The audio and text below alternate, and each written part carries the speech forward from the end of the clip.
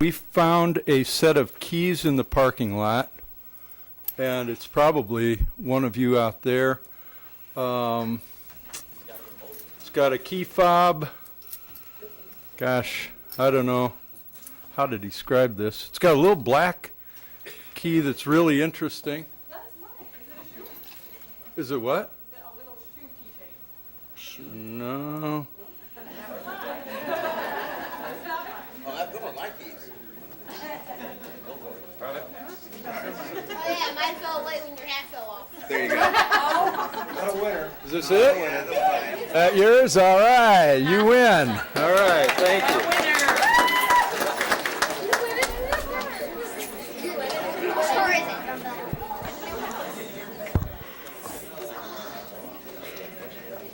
All right. Thank you for that. I call this meeting of the Davenport Community School District Board of Directors to order. Excuse me. What? We have Nikki DeFau attending by phone. Nikki, can you hear us okay? Yes. Okay, thank you.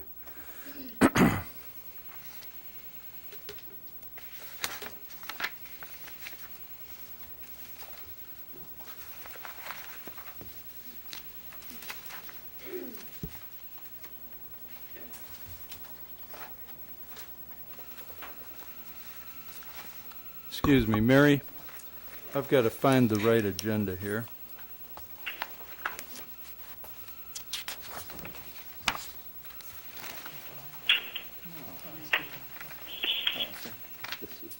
Okay. All right, thank you. Director Dickman, would you please read our priorities? Of course.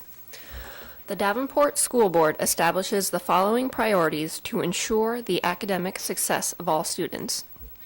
Provide leadership and direction to improve the overall learning environment in our classrooms, schools, and district, including the health, safety, security, and happiness of our students and staff. Also, to direct and support actions, programs, and activities which reduce the impacts of poverty on our students, their families, and our community. Thank you.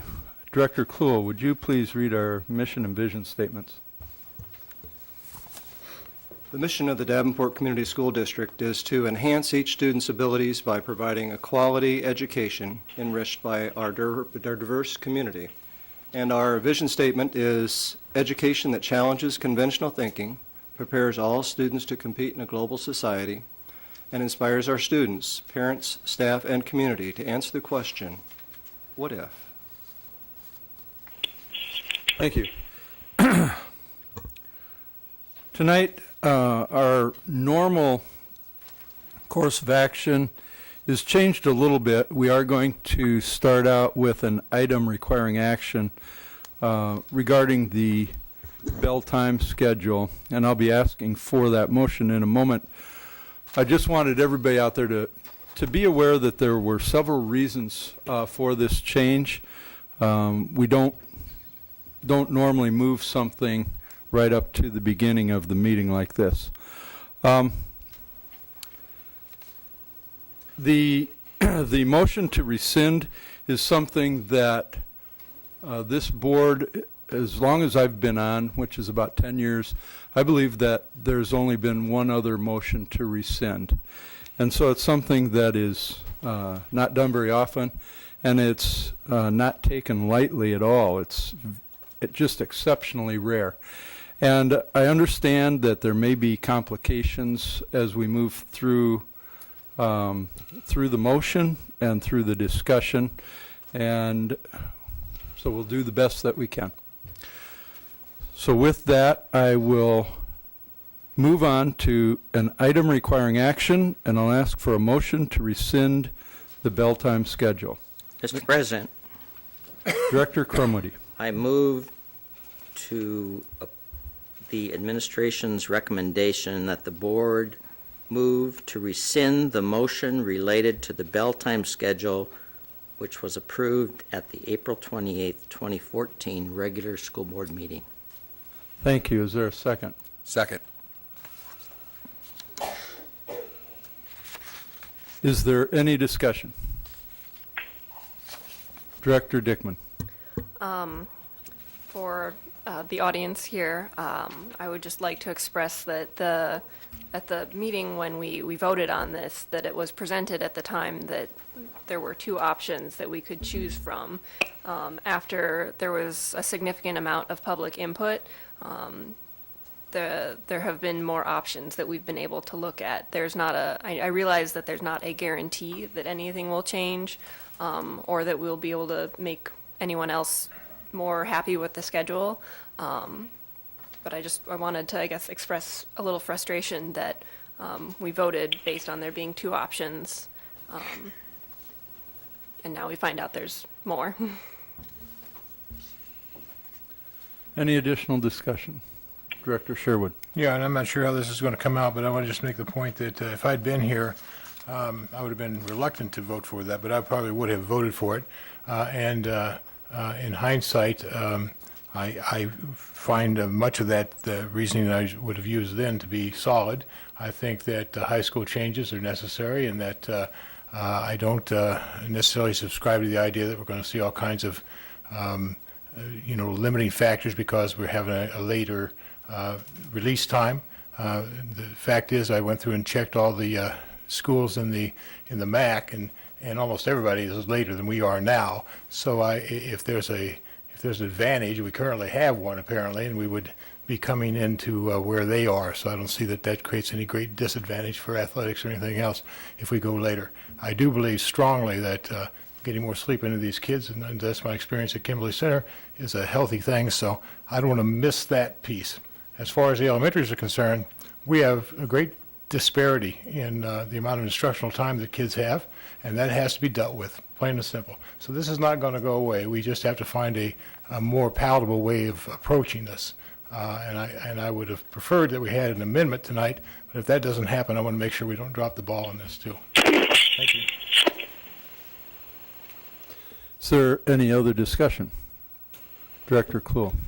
Well, like President Johansson said, rescinding a motion is unusual. It's a Roberts Rules approved motion, but it certainly nothing that this board likes to make a general practice. But I do believe that the public deserves to know why it is that we changed our minds. It was a matter, for me, of both omission and reflection. The omission being the fact that I don't believe that we adequately allowed parents of elementary school students to understand the significant change in the time schedule. The Stepping Stones program subsequently has determined that they don't have capacity to be able to serve all of the people who will need to have wraparound care.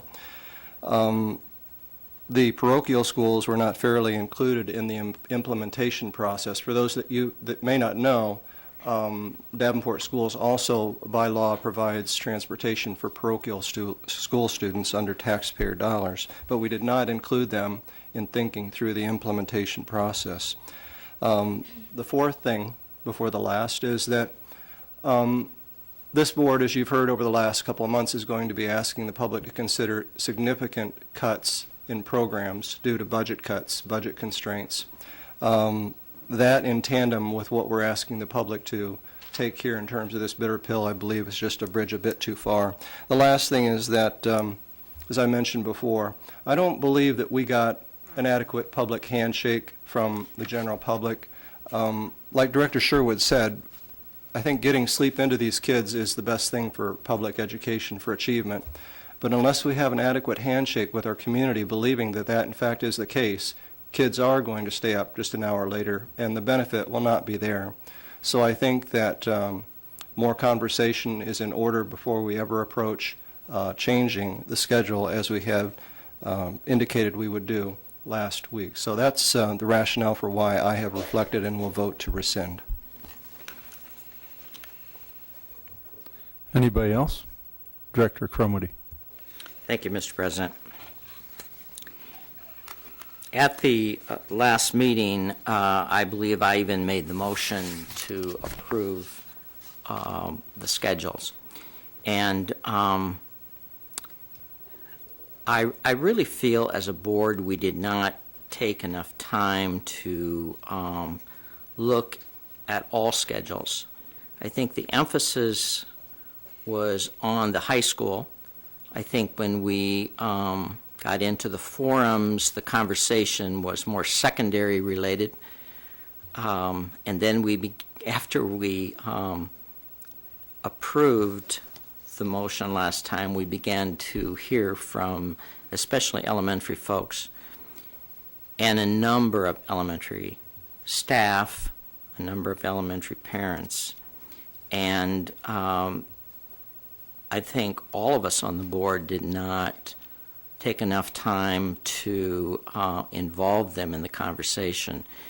So when thinking about this, I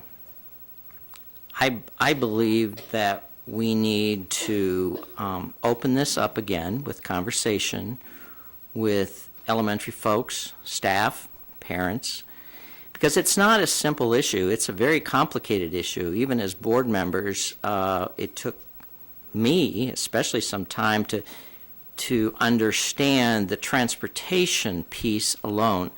And as a former elementary principal, there's really two things that run schedules in this district, and one is transportation and the other is food services. And so we build our schedules around that. And in Davenport, in transporting our kids, we have 3 tiers of transportation. And it's not just so simple to say, well, we want the school to start at this time and this school, because they all have to connect and there's a flow. Otherwise, if we don't do that, we're going to be adding a lot more transportation to this district.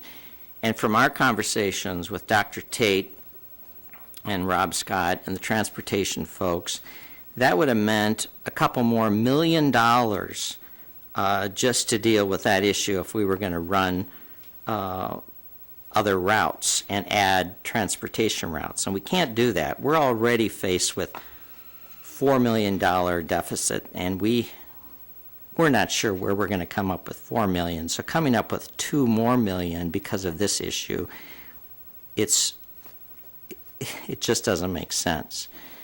So we need to, again, look at this, and we may end up at the same place. Who knows? But we need to have the conversation.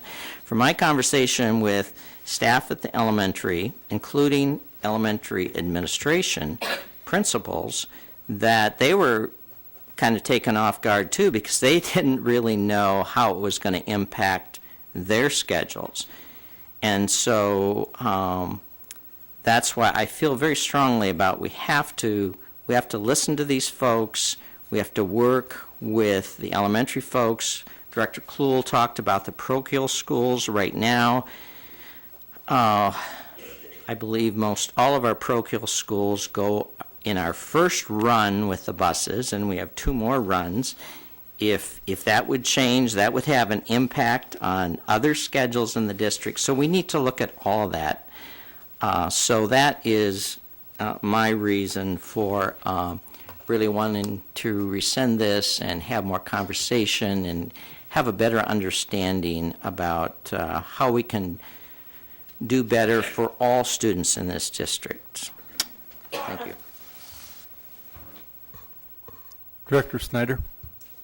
There's one other element of this that kind of got the ball rolling, and that is this district is going to the 1,080-hour schedule next year, and we have some schools that don't meet the minimum required number of hours. So my question to administration is exactly how many schools is that right now? I think we had 6 that were below, and one was as much as 72 hours below. So that was the most egregious. Okay.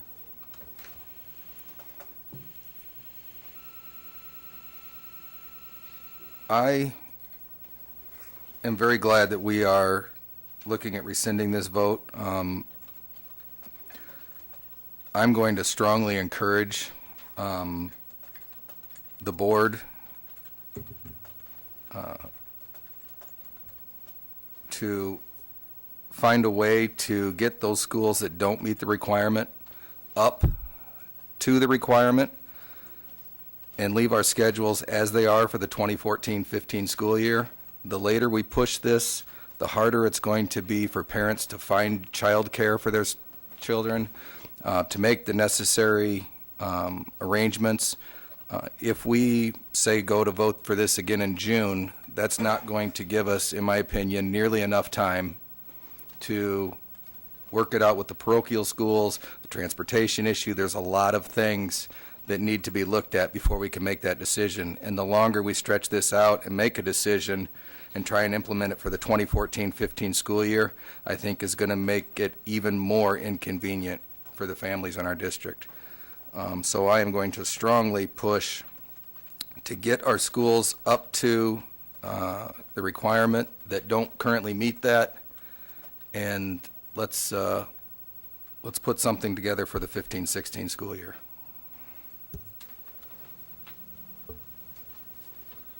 Director Cluel. It's interesting because my intention was to make that motion an amendment, but I talked with the Urban Education Network folks, and it's just too cumbersome at this point to try to deal with in this meeting. Last thing I want to say is I just do appreciate, as a member of the Legislative Advocacy Committee, appreciate the advocacy of parents and students who got involved with the petition online, and Jennifer Josend, and I've forgotten the lady's name who started the petition. Tricia Steptanik. Thank you for your advocacy, and I hope everyone hears that it's kind of what Margaret Mead said, isn't it? That never discount the voice of one or two individuals because they may speak the truth, and in this case it came through loud and clear. So advocacy works. Thank you.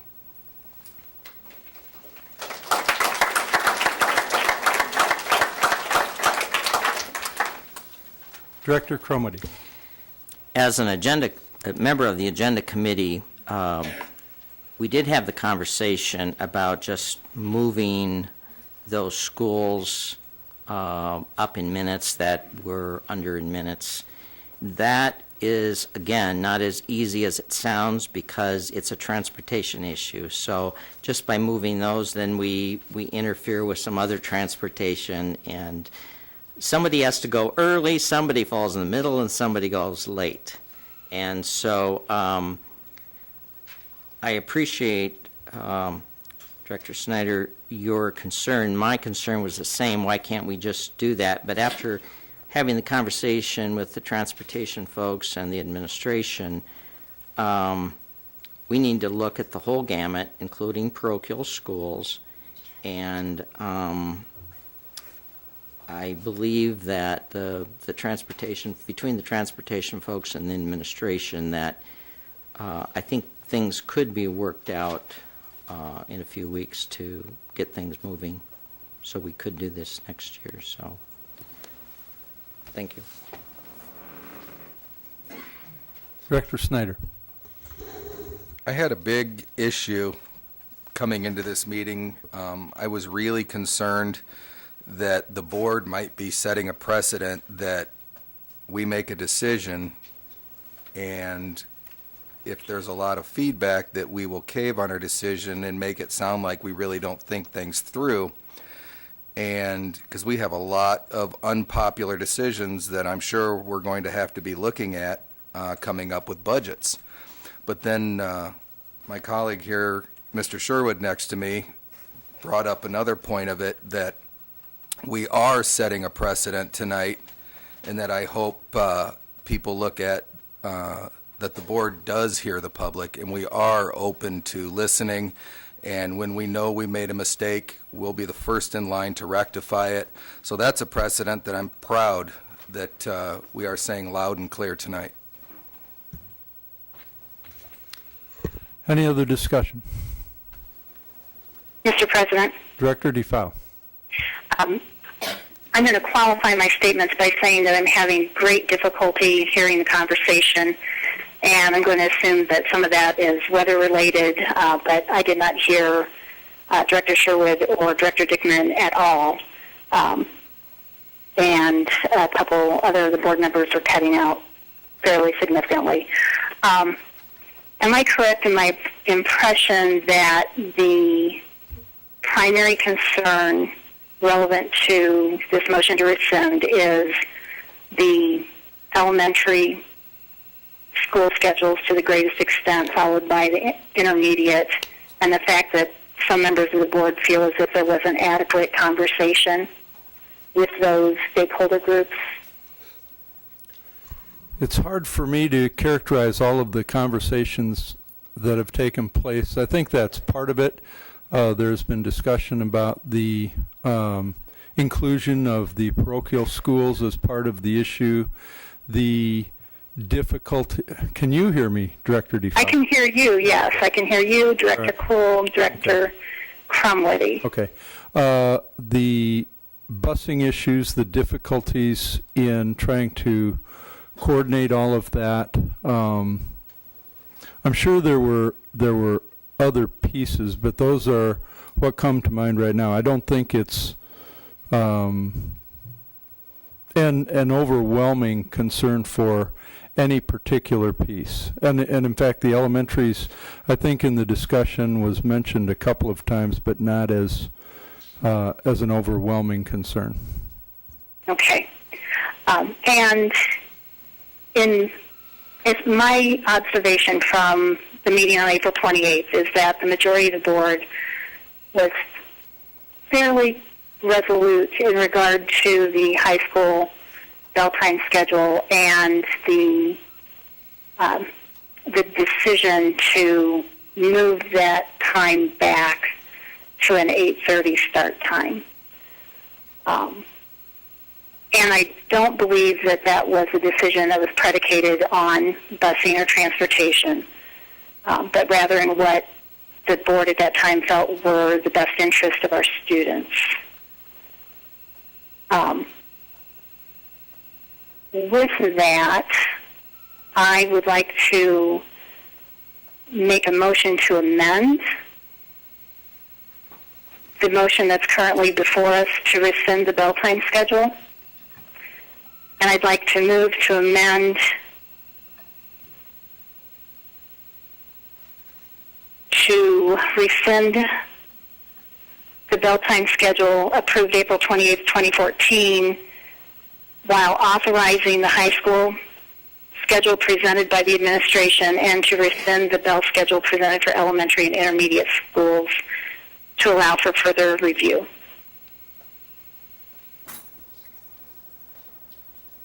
Okay, is that, I tried to capture that. I'll try and repeat it because I was I would like to amend the motion to rescind the bell time schedule, which is currently before us,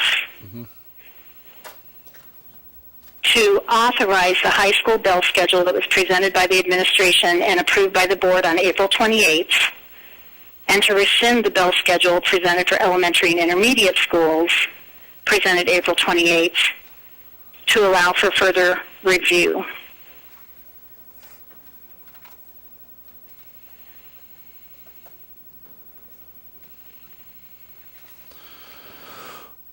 Okay. Now, before I ask for a second, I want to make sure that the board understands that some of the difficulties with the amendment.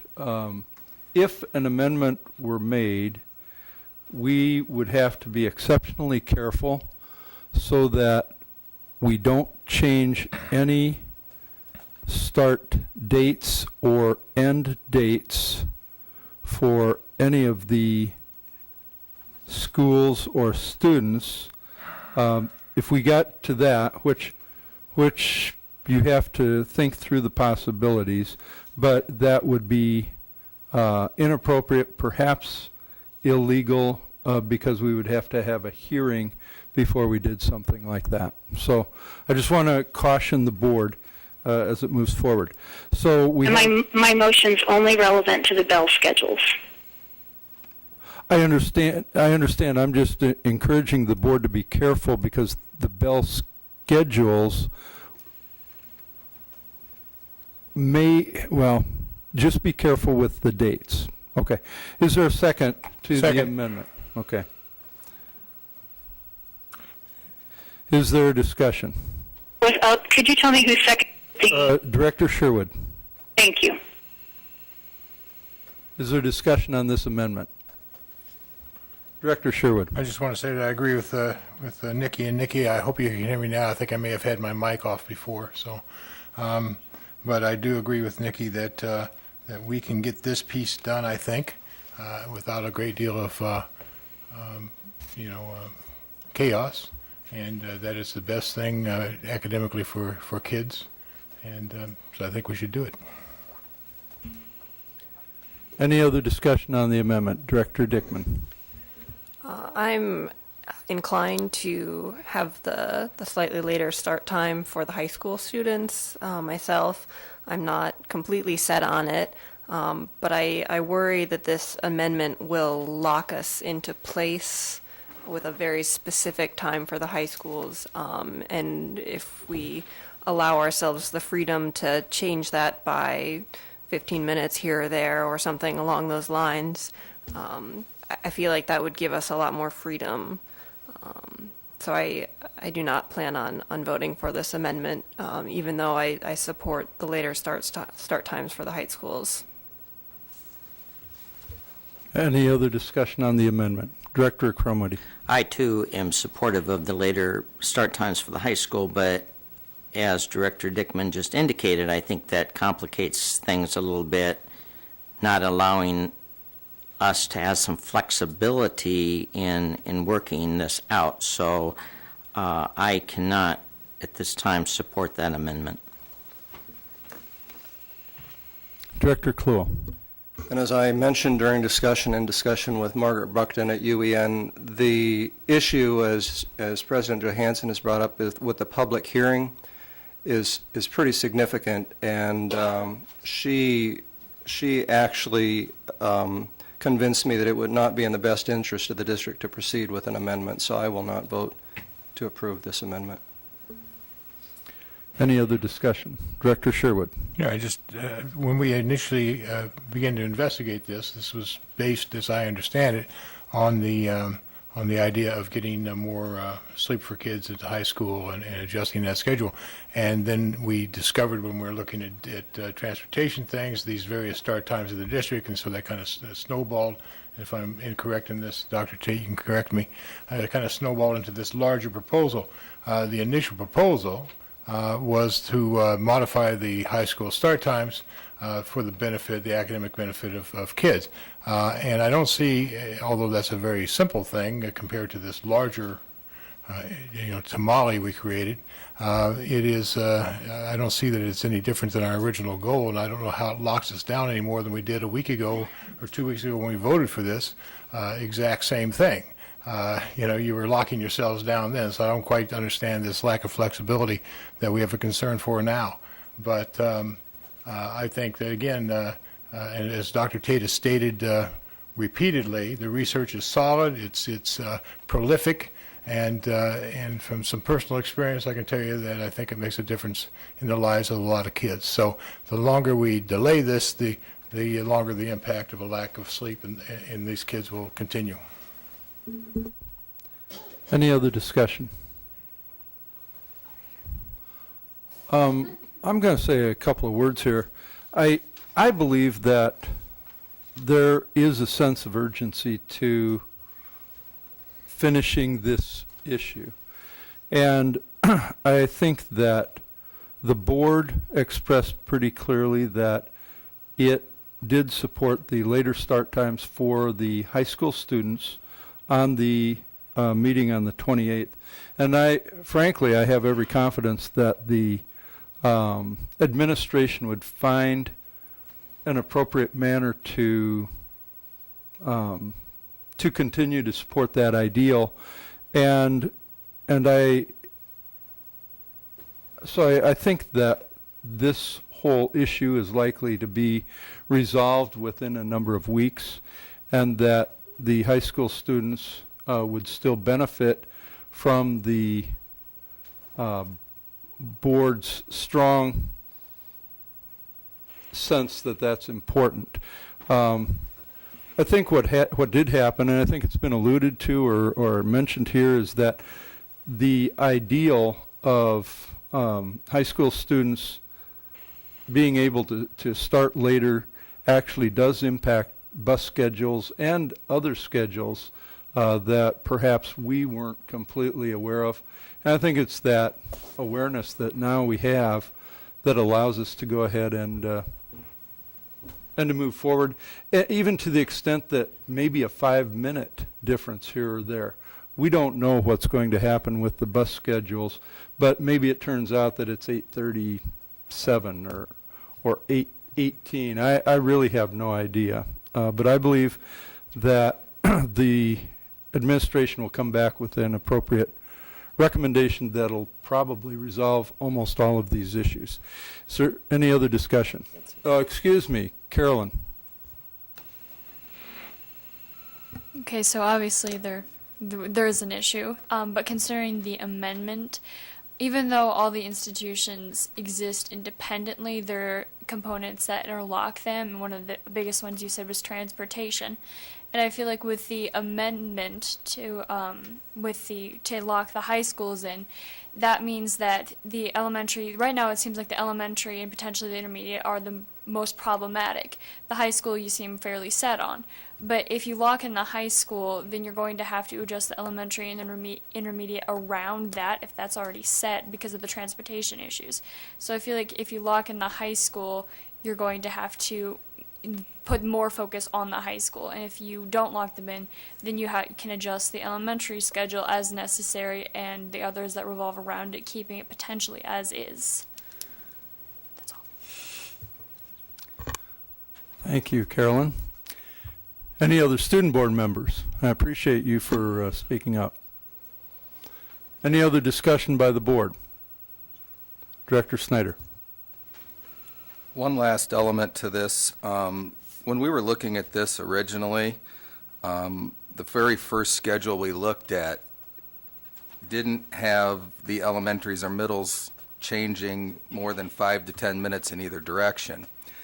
And from there, the focus was on the high schools. And the elementaries, I think, sort of got lost in the shuffle after that because we were adjusting the schedules. We were listening to the public and making little tweaks here and there. There was a problem at Sudlow and Washington. We had them starting and getting out at the same time.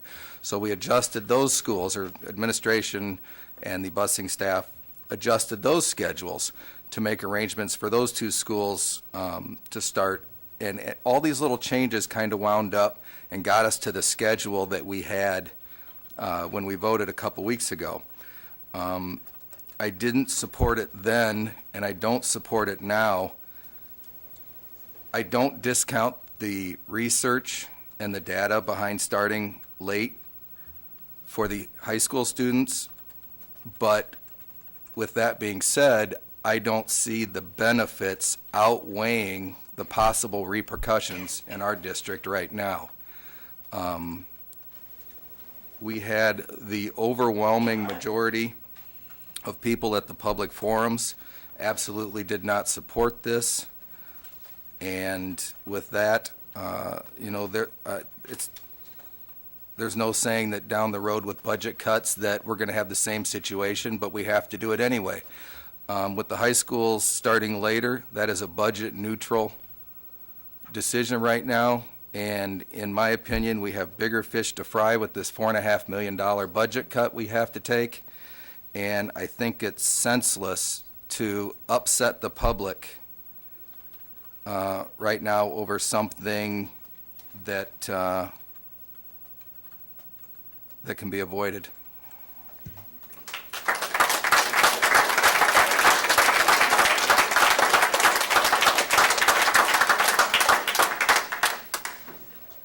Any other discussion? Director Dickman. Just to change is very hard. I'm aware of that. I'm guilty of the folly myself of the people that come out to open forums. Usually you don't come out if you say, oh, that sounds great, or I don't really care. The people who come out are the ones who say, that's terrible, how could you even think of that? So I do think that there is a little bit of misrepresentation of the the skewedness. There is certainly a great amount of the community that does not like the idea of moving the high school times to later. But there's also a great part of the community that has been more silent, that either doesn't care or thinks the idea of starting later sounds like a pretty good idea. So I just want to, I feel like that we are sounding like we're ignoring the public, but we're listening to the public, but we're also listening to the silent part of the public too.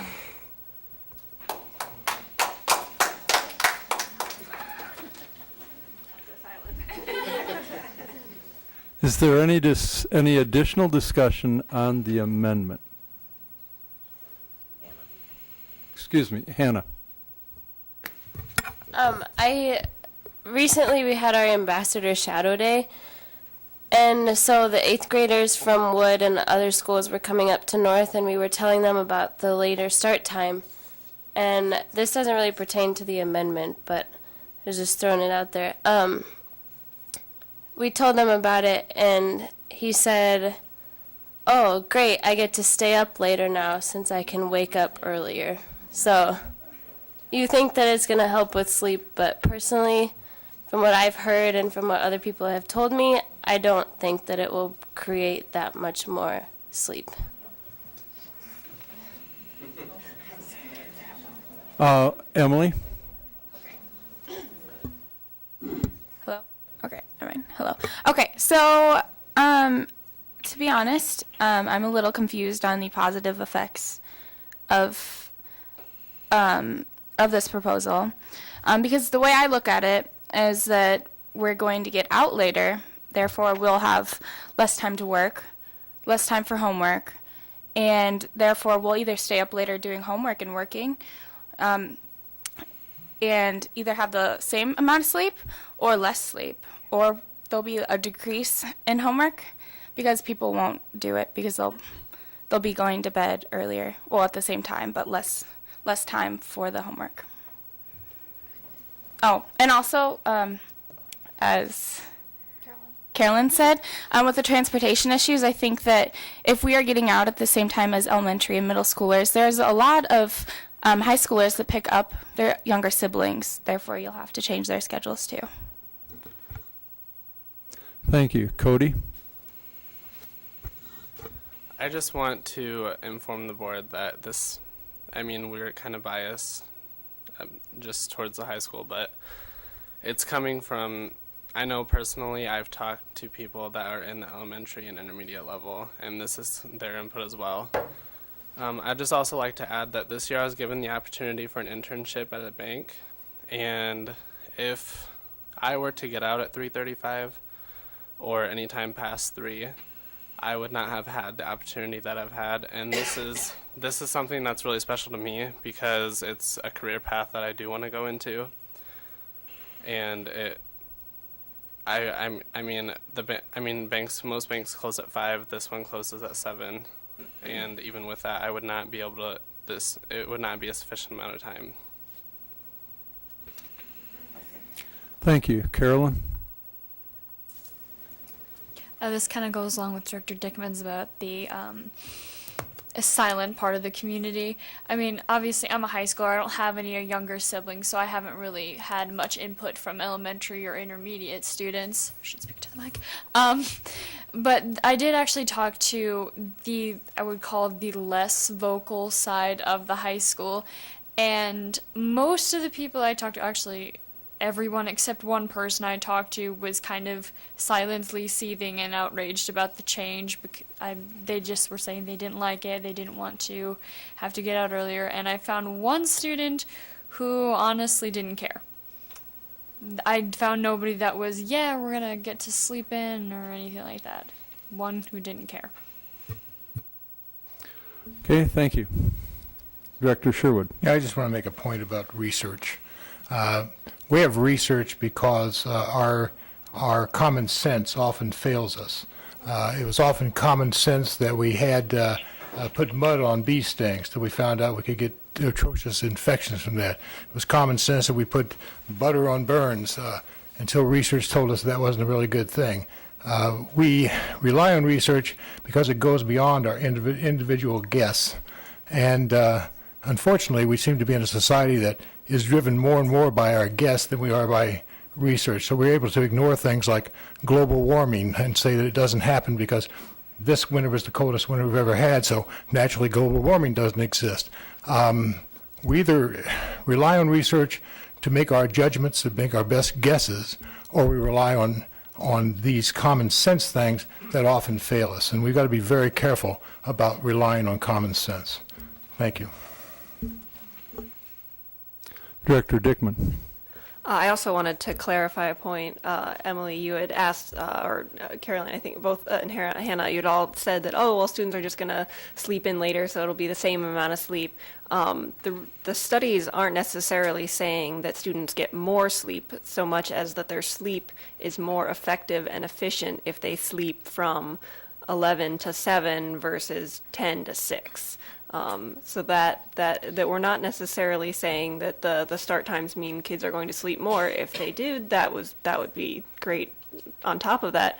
But the research is saying that students will get more out of their sleep if they have it during a later period in the day. And whether or not you find those studies to be moving, that's open to everyone's own interpretation. But just so that there, as a point of clarity, that we're not necessarily saying that students will get more sleep with the later schedule so much as they'll get sleep at different hours that research has shown will be more beneficial to them. Anything else? Director Kluhl. Go ahead. I just wanted to ask if the research you keep quoting is in reference to melatonin. Is that what the research is based on? The circadian rhythms, and okay. Yes, and the melatonin, yes. Yep. I just wanted to acknowledge the input from the student school board members. I mean, there's like 3 times this year when the input was just amazing. This was not number 1, but this is really quite good, and I hate to have issues like this come up before we get this kind of input from you folks. So I know you're going to have a chance to talk a bit later. Maybe you'll talk about, what it is that we can do to get you more involved. But thank you. Any other discussion on the amendment? Okay, we're going to call for the vote. I'm going to try to characterize the amendment. I think everybody on the board understands what the amendment is, which is basically to amend to rescind the bell time schedule, but that would authorize the listed bell times for the high school, but would allow the elementaries and intermediates to be changed. Is that kind of accurate, Director DeFau? More or less, yes. Okay, great. Thank you. So we're calling for the vote on the amendment. And excuse me 1 minute, let me get my paperwork in order. Yes, it was seconded by Director Sherwood. All right, we'll call for the vote on the amendment. Director DeFau? Yes. Director Sherwood? Yes. Director Kluhl? No. Director Snyder? No. Director Dickman? No. Director Crumwitty? No. And my vote is no. The motion fails. So we're back to the motion on the table is the original motion to rescind the bell time schedule or to accept the administration recommendation. Is there any additional discussion on the original motion?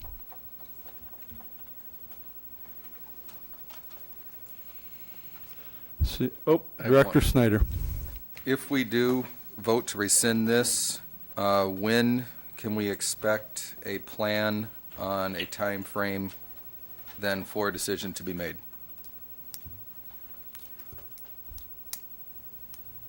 Let me say that if this motion passes, what would happen is that the original motion that passed on April 28th would end up being not approved.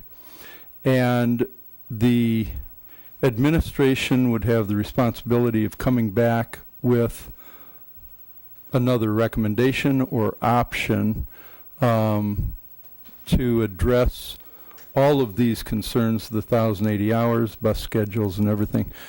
Superintendent Tate, would you like to answer Dr. Snyder's question a little bit more? If this should be an affirmative vote, we could have, there are actually 8 schedules, which I think we need to put out there because we don't want to go through this again and realize we forgot something. So there are really 8 schedules, thinking about the high school starting either first or in the middle, and then the middle schools and intermediates around them, and then add the fact we have the non-public schools. So there are 8 different schedules. So we would publicize those, and I don't think there's any more. There may be nuances, and have 3 public hearings on those 8 and take as much input. Now, if someone came up with another one, then certainly we would entertain it, but I think we need to make sure everything, every possibility is out there, and that can be done by the end of the month, and you can be voting on, if you wanted to, the first meeting in June, because we've tentatively got some high schools, I think it's 21, 22, 28, put aside for public forums. Thank you. Director Snyder, did that answer your question? Director Kluhl. Question. Parochial schools are also required to abide by the 1080 or 180 days. Is that correct? To my knowledge, yes. Yeah. So they will have to have a public hearing. If they haven't had a public hearing yet, then that might be further delayed. They've got to the 18th of June. Frankly, I don't know if they have or not. That's something I have to, according to what you do tonight, I've got to really get with them pretty quickly tomorrow. Any other discussion? Carolyn. Sorry, I'll make this quick. I was just curious as to why, if there are, you said that there are 8 possible bus schedules, why were only 2 presented? Were they deemed like the best options, or? Yes, they were the best options. You know, we had heard from the public, and I brought forward what I thought were the 2 options, and the board made a decision based on it, and now they're looking at saying, well, we didn't give it a fair enough vetting, so that's why they're looking at rescinding it. Any other discussion? Director Snyder. I guess I wanted to add the 8 options. That does include also taking away the busing schedule from the parochials and using it as we see fit. Is that correct? Yes, it does. Okay. Any additional discussion? Okay, we'll call for the vote. Director Crumwoody. Yes. Director Snyder. Yes. Director Kluhl. Yes. Director Dickman. Yes. Director Sherwood. Yes. Director DeFoe. No. And my vote is yes. Motion carries. All right. Thank you very much, and thank you for putting up with us as we change that. We'll get on to the rest of our business. So to start, we're going to start with recognition of our 2013-14 student board members.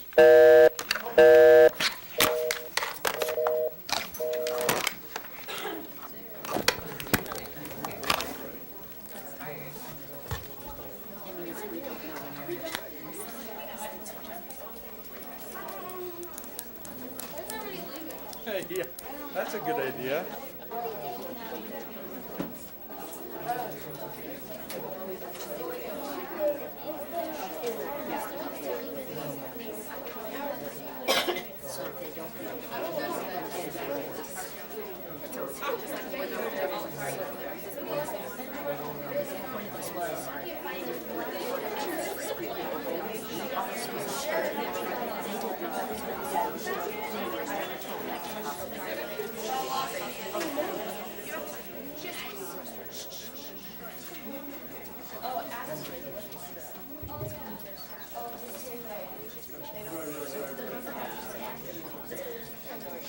not a fan of any more public discussion on it, because you're gonna have, if you have 8 different people, you're gonna have 8 different They ideals. participate for the better part of the year, coming to sometimes really lengthy you're right, and boring meetings, but they really do, they help the board understand a little bit better what's going on, especially from a student's perspective.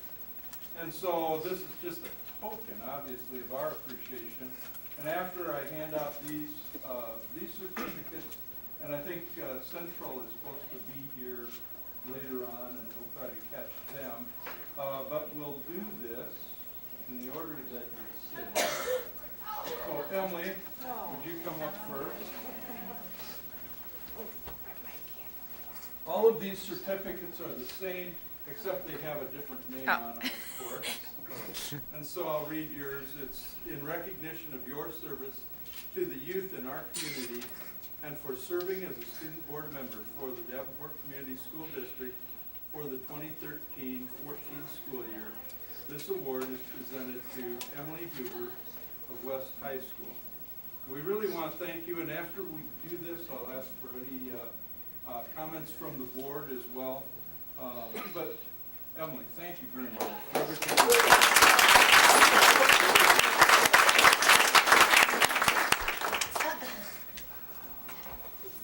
See, next is Carolyn. And I've pronounced your name Carolyn. I don't know if it's Carolyn or Caroline. It is Carolyn. Carolyn. So I've done it right. Yes, you have. Great. Well, thank you. This is for Carolyn Emery from North. And again, we really appreciate everything you've done and said. And some of your expressed comments I'm not even going to mention right now because I'll bet, well, I'm thinking that one of the board members probably really wants to acknowledge those in particular. But thank you for everything you've done, your hard work, and everything you've done.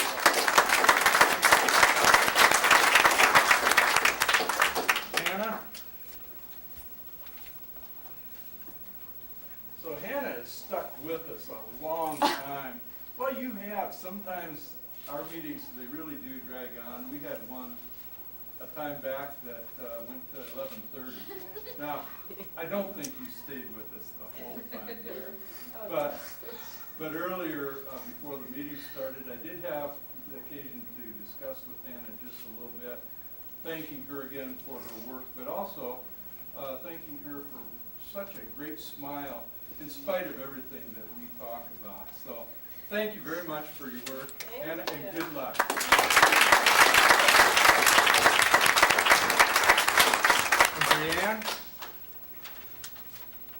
Brianne Harvey from the Kimberly Center.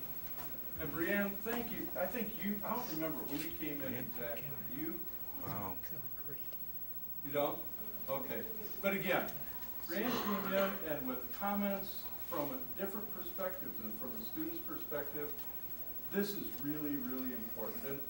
And one thing I've got to acknowledge, because I continue to look for diversity in a lot of the things we do, and I'm noting that the attendance of our student school board members is not very diverse.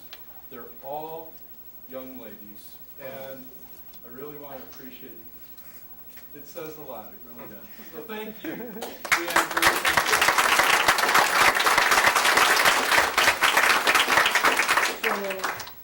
So of course, good luck with everything you do in your future, but I'd like to ask any of the board members, because I know they're very appreciative as well of everything that you've done. Anybody?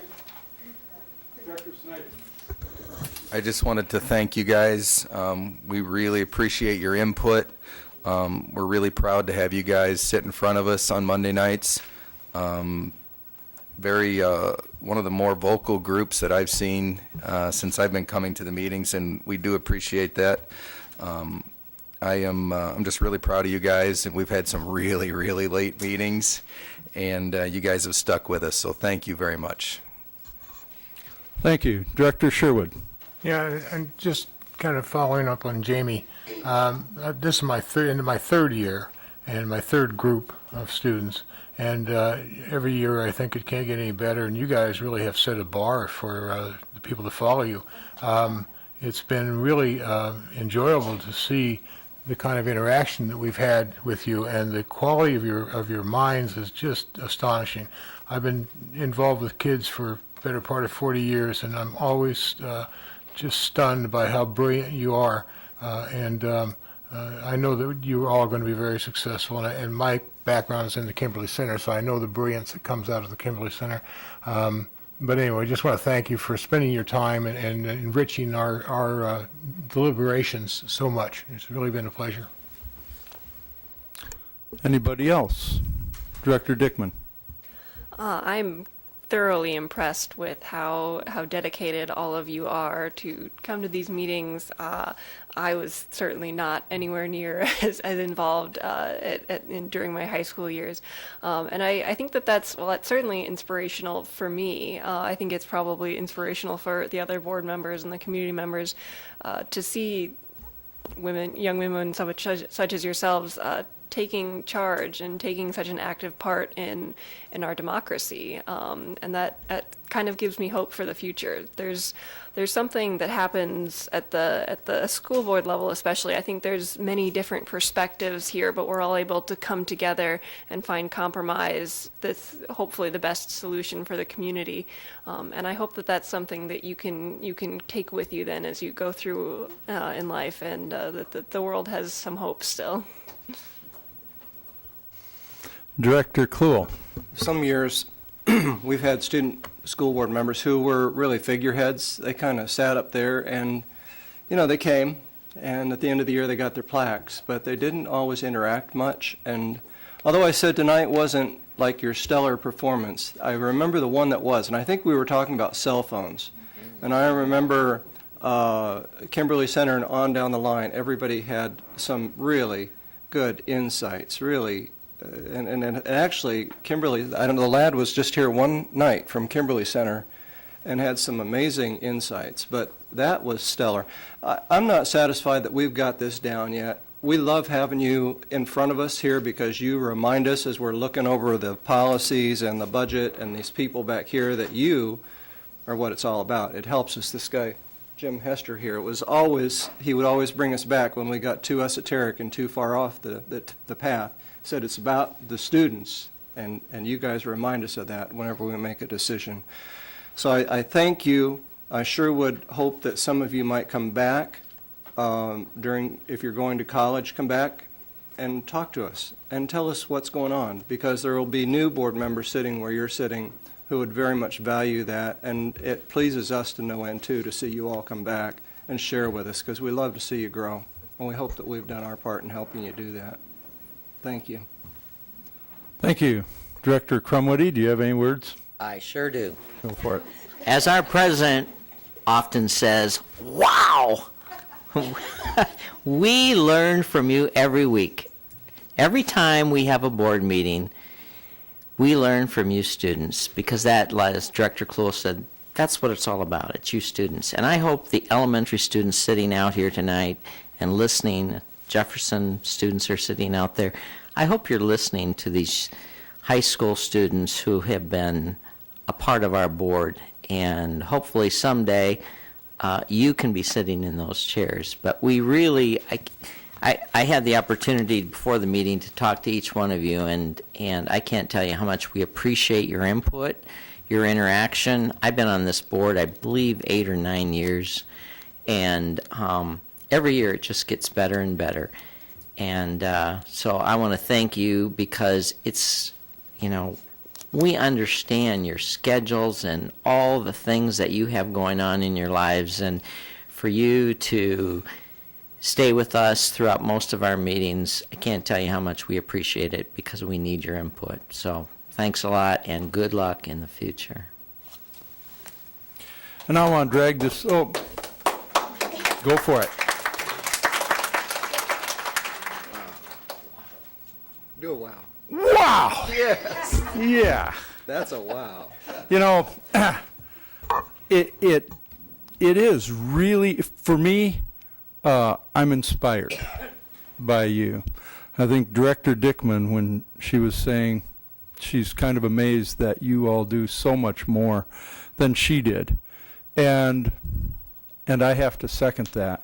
I think about all of you as leaders in our community and leaders in our country, maybe the world, who knows. You can do so much out there, and you've got everything that it takes. And I just feel so blessed to have been here while you were all here as well. And although it is really, really nice when you come back once in a while, it's such a rare occasion, and I know it's tough. You're going to be having a blast out there, learning and doing whatever you're doing. So I hope too that you'll consider coming back, but I know you'll do your best out there for all of us. And Adam, we're going to talk with you later. Okay, because we've got a few other students that will be coming in. We were just in the middle of recognizing the student board members. And I'll recognize you, Hannah, before I go on. Hannah? I just wanted to, I know this is kind of about us, but I just wanted to say thanks to you guys for the opportunity to come every other weekend, or week, sorry. Because I was talking to President Joe Hansen, and I want to be an elementary school teacher, and so it's really exciting for me to understand the budget process and all of this different stuff that goes on behind the scenes and outside of the school. So thank you guys. Great. Thank you, Hannah. What I was going to do was extend an opportunity to all of you to, before our next section is going to be student board reports, but before that, if there were any words or comments that you'd like to make to the board of any sort, we'd entertain that. Any takers? Carolyn? Didn't give me much time to put my words together, but I would also just like to express my appreciation. Thanks for this wonderful opportunity to not only learn about what's going on inside the school, but to be in the same room with such inspiring adults, for role models to see how you guys who volunteer your time to do this, to be active in the community, and it's really inspiration for us young people to see. Thank you. Anybody else? Emily? Yeah, I second both Hannah and Carolyn. But I'd also like to say that you guys compliment us on being the leaders of our schools, but I think it's also really nice to see the leaders of our community, because I don't think as students we get to see what goes behind the scenes, and we don't realize how much work is put into our school. Thank you. Brianne? Yeah, I agree with them. Like, thank you. I remember when I first came here, and it wasn't that long ago, but you guys kept coming up to me and asking me if I was nervous, and I was like, yeah, I'm scared, because, you know, it's my first thing. But y'all made me feel welcome, so I want to thank you. Thank you. And Adam, you're welcome to participate in this section if you'd like. Oh, is my time up? But I want to thank you from me for such a wonderful opportunity. This has really been eye-opening to how much I enjoy this sort of process, this sort of committee process, and how I really hope to be part of something in this format in the future. But I also want to thank you on part of my entire school, and I'm assuming all the schools, because it was remarkable having you guys give us an issue or something up, or give us the cell phone policy, for example, and be able to take that back to the school and get so many people's input. It was amazing that when you gave it to us to give to them, how willing they were to express their opinions. And I feel like that's been one of your greatest accomplishments, is giving the student body a voice, truly. So thank you for that. Wow, your insights and comments they're humbling, I must say. Okay, well, thank you all very much. Again, what? Excuse me. Oh, yes, I apologize. Mary's anticipating that you might leave before the meeting is over. And she wanted to remind you to go ahead and take your name tags, because we won't be, we don't put them up in the hallway or anything, so you're welcome to them, okay? Huh? I'm not sure. The whole thing, right? Yeah, that way you can put it on your desk at school and people will know who you are. If I have a desk in the So- future. Okay, so, and I want to, we're going to go on with the rest of our meeting now. We're done with all of this good stuff. Superintendent Tate, student board reports. Well, I hope we have some more good stuff. So student reports, Adam, we'll start with you and go down. Okay, well, it is the end of the year, and so a lot of things are winding down. I know even though it's been the end of the year, kids are still going out for sports, and I'm assuming that's all going really good. Large State was last week, and a band and the orchestra got 1 ratings, and then another band and the choirs got number 2 ratings. Actually, some of the choirs got 1 ratings as well. So overall, really good at Allstate. And this past week was AP testing, and it's been both hilarious and crippling how many kids are out for AP testing, and it just kind of it's a testament to how many kids are taking advanced placement. It's pretty awesome. Hello, I'm from Davenport West. And actually today we had our MAC tennis meet out at North Scott. I saw Hannah there, Annalise Castro. She's one of the alternates. Actually, Davenport West, after 15 years, we've had a winning season this year, 4-3 for season. I'd also like to congratulate Adam. Didn't you, for the Rotary? Oh, yeah. The Rotary Scholarship, and Madison Walker and Austin Barton from my school. We've also had a great season with sports. Our sophomore track won drink conference.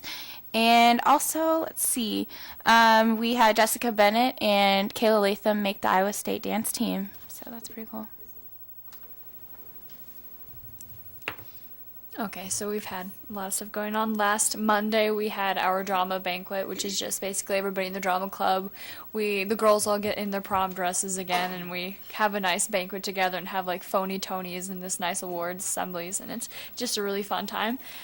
We have had our spring concert last Wednesday, which was the band, orchestra, and the choir, and then this past Saturday we had large group contest. Hannah will talk more about the instrumentalists, but our varsity choir got a division rating 2, our concert chorale got a 1, our bass clef choir got a 1, and our treble clef got a 1 as well. Treble clef choir. Today, actually, I follow the Davenport North Twitter, so I found out this today. The girls golf actually took 3rd place on the MAC today, and Heather Dodson was named an honorable mention at the conference. On this Wednesday, we'll have the 10th annual Run, Walk, Stumble, Crawl for Tyler Lamar, the sophomore who is currently hospitalized in Iowa City awaiting a heart transplant, and all the money that we raise with that will go to him for his new heart. We have our music award night, which is tomorrow night. And then we, all through this week, we have tenor, soccer, and track going on. It's kind of crazy if you look at the calendar. Tennis. A lot of tennis going on. Tonight we actually have the Festival of Orchestras going on. And then we have our senior picnic this Friday at Prairie Heights Park. And AP testing, as Adam said, has been this past week and this week. And it's just been pretty crazy. All right, to add on to all of that craziness, at large group, we had a really successful instrumental portion. We swept the board, and our string orchestra and our full orchestra, which consisted of other wind and brass and percussion, and our concert band all got 1s. And I just found out today that out of 40, our concert band got 36, 38, and 39. So super high up there. One of our thespians, Kenny Thack, wrote and entered a play to Augustana, right? Augustana, and his play got accepted for a public reading on May 17th. One of our seniors, Matthew Luby, is a National Merit Scholarship finalist. We, along with Festival of Orchestras, we have Parade of Bands on Wednesday, which, in case you don't know what that consists of, for orchestra, the 4th through 12th grade orchestras all go into the large gym. Each plays their own pieces, and then they all play one mass number, and so then it's the same thing for concert, or for Parade of Bands too, except we don't have a 4th grade band, so just 5 through 12. We, like Emily said, we have MAC for tennis today. And then one of our track and cross-country runners, Tamika Tucker, got asked by her coach to participate in the high jump competitions this year. And she's never done them before, but she's placed first in all of them so far. And first and third in the 200 and 400. She's crazy. So, and we had 7 athletes signed to go for colleges this past week, so that's exciting too. Okay, at Kimberly Center, we don't have nearly as much as that going on. But we have a talent show. That's the 23rd. That's going to be later on. And a show choir concert for our show choir. The 15th, which is going to be in the afternoon. We recently had a Moline trip for a college fair where they looked at a bunch of different colleges. And it was really informational. This Friday is finals for seniors. It's sad. It's like the ending. I'm sad that it's my last week. And then the graduation is the 20th at St. Ambrose at 7 p.m. The Galvin Fine Arts Center. So, yeah.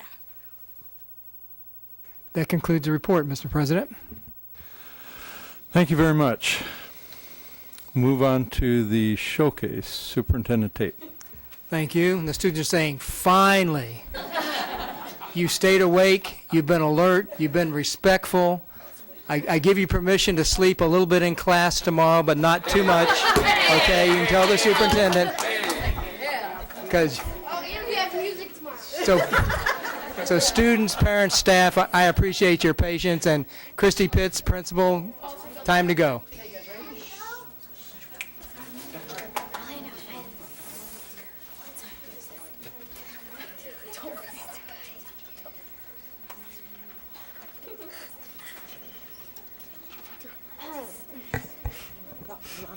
I'm starting still.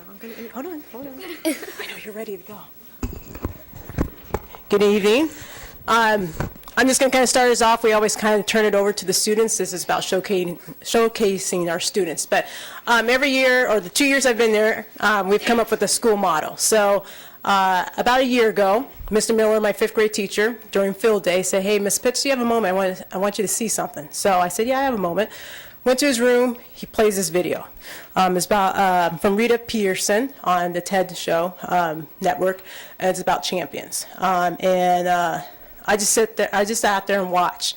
She had this strong, powerful message about champions, how teachers should build strong relationship with their kids and kind of build that foundations for kids can aspire within the classroom, but aspire outside the classroom. So that word champion kind of hit my heart. So I took it back to my BSAT team and said, hey, I really want to do something with this word. And a year before that, aspire was on my heart. God kind of placed that on my heart. So my team said, we don't want to drop the word aspire. We think that's very powerful. So they came up with aspiring to be champions as our motto. So this year we've been trying to lead our students by leading by this motto. And I got 3 of my 4. We're not sure where our other young ladies at, but I have Olivia, Logan, and Sophia, who's going to kind of present on our motto this year. So they're going to have to wait just 1 second as I click the presentation. So the video is Every Kid Needs a Champion, so if you want to check it out, I do recommend that.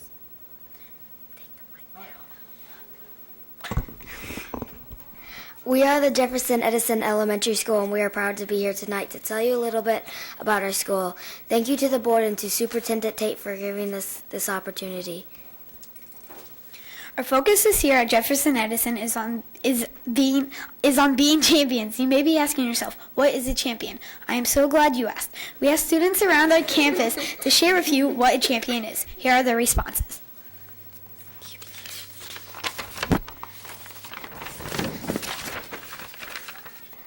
Evidence of us being champions shows up in...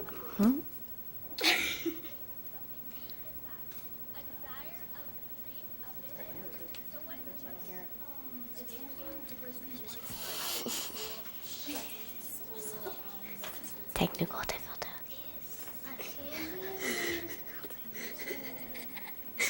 Check. So we asked...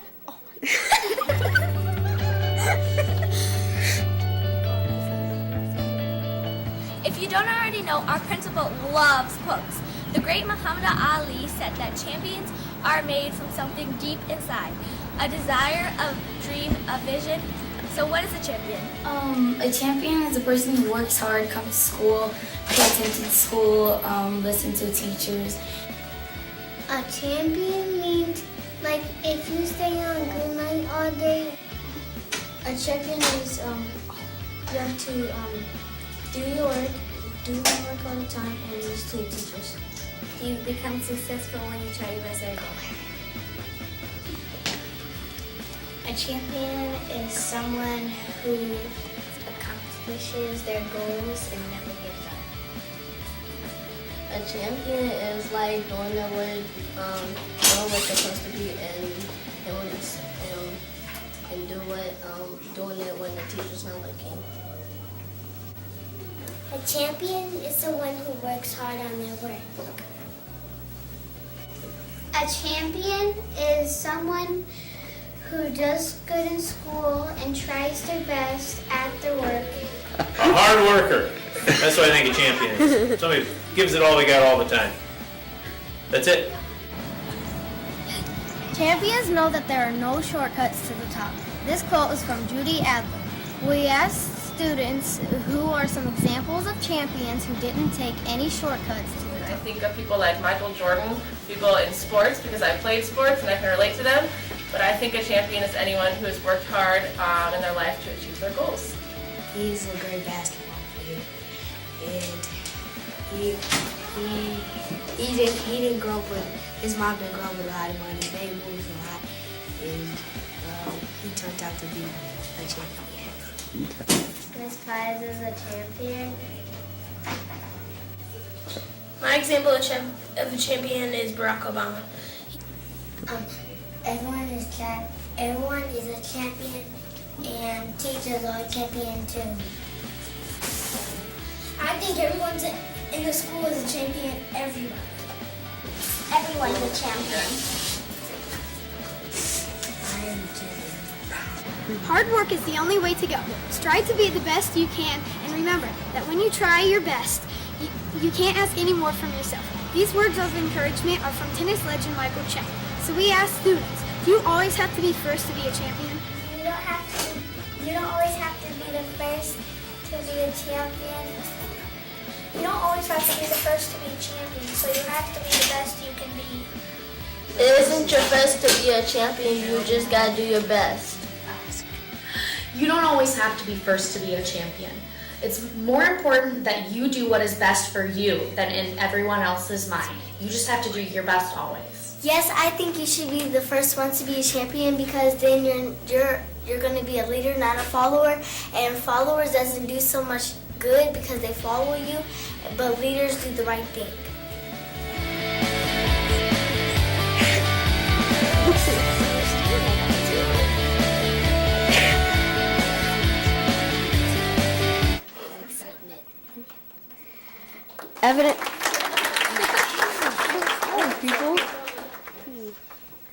Evidence of us being champions shows up in a number of ways.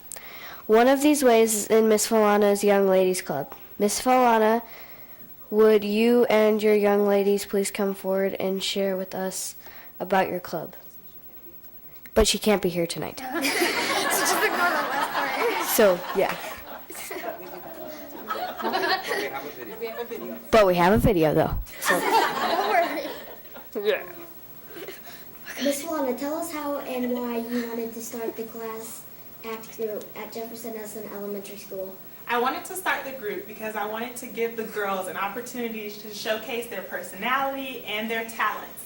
I wanted to also bring the girls information into how to build their self-esteem, public speaking skills, all in creative ways. How have you incorporated this year's motto as aspiring to be champion into your group? My girls are aspiring to be champions both inside the classroom and outside. They work on being role models inside the school building, which is a part of our theme, aspiring to be champions, and so that other students can look up to them doing the right things and making the right choices. What do you want each lady to take away or gain from class act group? I want them to take away that they are important and they are valued, and that their opinion matters and they can make a difference in the world.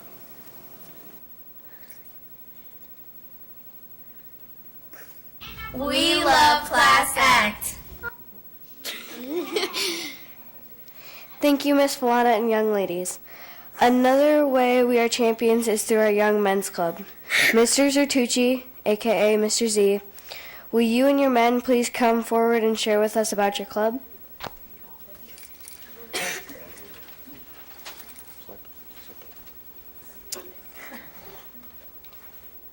Let me begin this the way we bring in every session. From A to Z. To the YMC, I pledge to be all I can be. Why? It's time. For what? To prepare.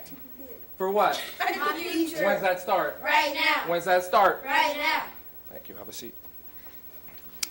But there's more. This is my school. This is my school. I pledge to honor and respect my school. I'll keep it safe and clean and follow its rules at all times. These are my teachers. These are my teachers. I value and respect my teachers. I will obey and support them at all times. This is my education. This is my education. I need it. I want it. I'll get it. Period. Thank you, gentlemen. Have a seat.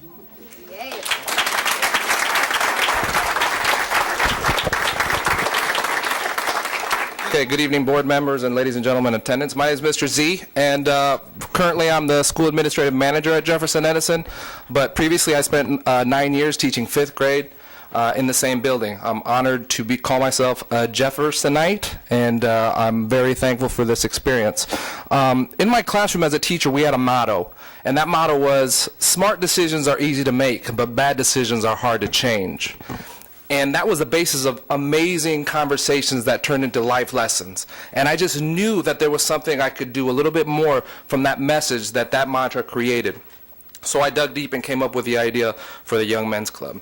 And the basis behind the Young Men's Club was to surround our young men with as much positivity as I could possibly find. We are blessed in our building to have a lot of a strong male presence. So I tapped into that resource along with some of our resources from within the community to flood our kids with positivity. I wanted them to hear about the lessons of people who have came up through environments and circumstances like them and have been able to overcome. I wanted to bring in people who could talk about the traps of life and not just hear it from their homeroom teachers or myself. I was able to bring in Roddy Tatum to speak to our kids, who is a juvenile court officer, about the traps in life, especially as you begin to mature. Jabari Woods came and spoke to our kids about the power, about the use of the N-word and its history, that it's not just an acknowledgement of color, but that's a word that reeks of hatred and discrimination. Again, conversations that aren't traditionally had in the home, I want to provide that opportunity.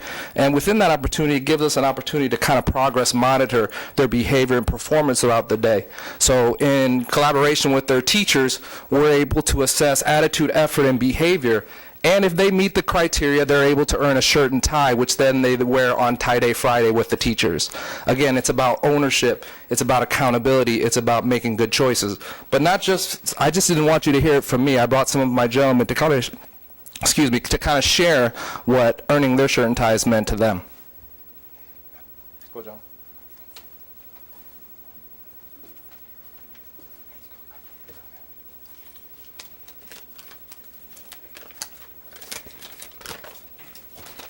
Earning my shirt and tie meant to me like I earned it. It means I represent YMC. It's a good feeling to have someone to reward you, especially your assistant principal. I feel like I earned it through my good behavior and my good choices. That is the best feeling in the world. That is what earning shirt and tie means to me. Good.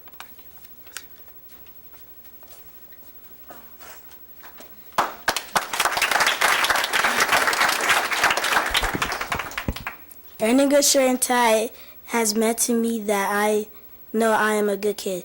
The teacher sees something positive in me and know that I'm doing well in school. It also tells me that I am becoming a young man. It also means that I have a good attitude and am a very special student. I'm thankful to my parents, my teachers and parents for teaching me all the things I know now.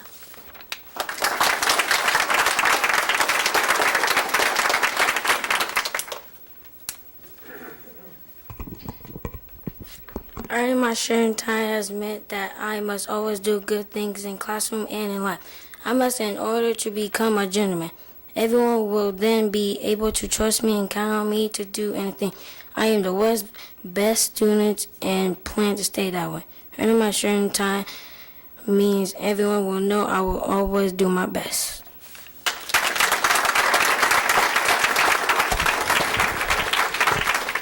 These were just a few of the examples that I was able to round up to come today, but we have 8 others who have earned their shirt and tie for the same circumstances, attitude, effort, and behavior, and looking to increase that number every week.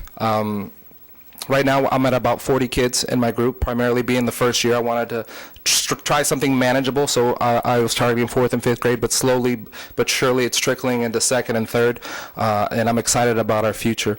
Before I leave you here, I want to leave you with one little short story that kind of encapsulates the importance of work like this. I have this young gentleman who I will call Billy, and Billy came in a little unorthodox than usual. He came into the school with his coat covering his head. I knew immediately something was wrong, and he just kind of beelined it right from my office. So I made my way into my office, and I asked him, go ahead, remove your coat. And he says, Mr. Z, I'm embarrassed. I said, I tried to cut my own hair on Friday. My mom said I couldn't get a haircut. She said I had to live with it now because it was my decision, and I don't want to go to class because I'm going to be too embarrassed. They're going to make fun of me. Will you please take me to a barber? So, of course, there are no barbers open at 7:45 in the morning on a Monday.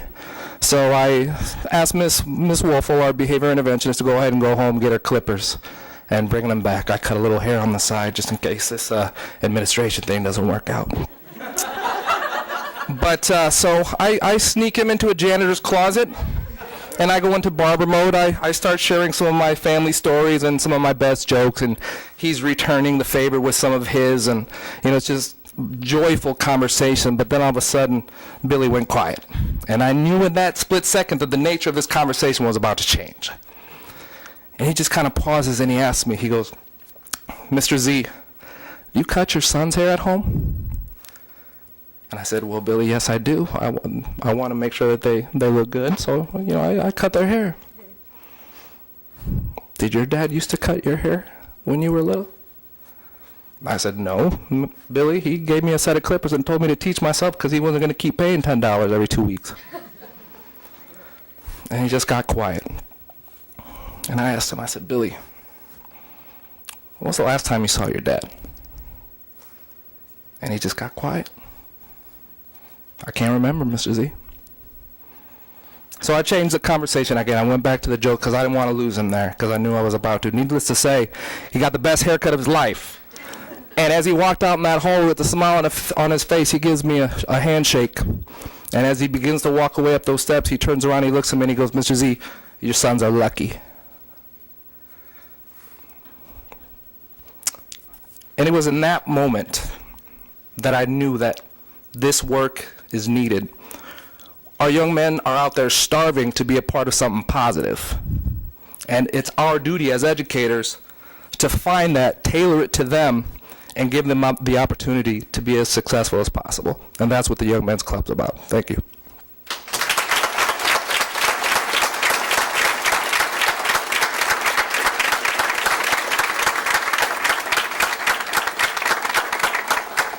But you're not done with me yet. You see, not only do we have high expectations of our kids, but we also have those same high expectations of our staff. And that was put to the test when we decided to come up with something to try to encourage our students for Iowa assessment. So there's 4 fabulous ladies I want to bring up right now. Madison Sadecki, Miss Chelsea Bailey, Miss Janae Nelson, and Miss Ann Reeby. Let's give them a hand. Over here. I'm sorry. That's pretty emotional. Now, collectively, you see 4 ladies and Mr. Z, but together, we are Mr. Z and the Jefferson Jetsies.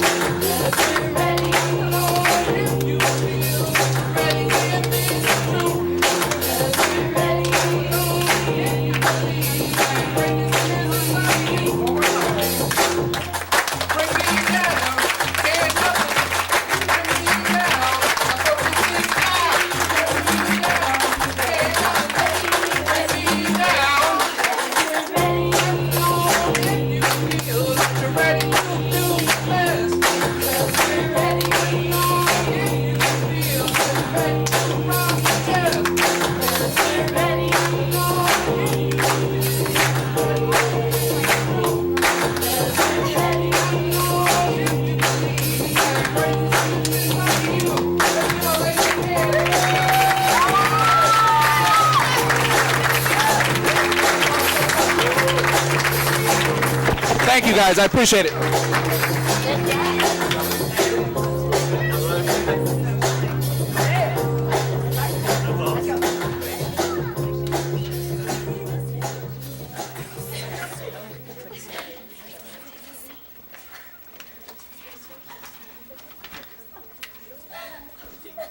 Follow that, Olivia.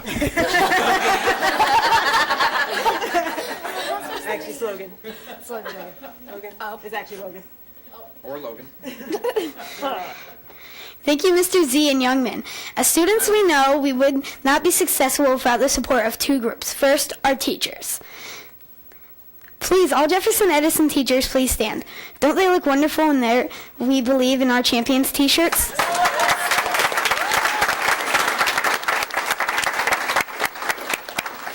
And the wonderful thing is that we know that they really do believe in us. The second group we want to thank is our parents. All Jefferson Edison parents, please stand.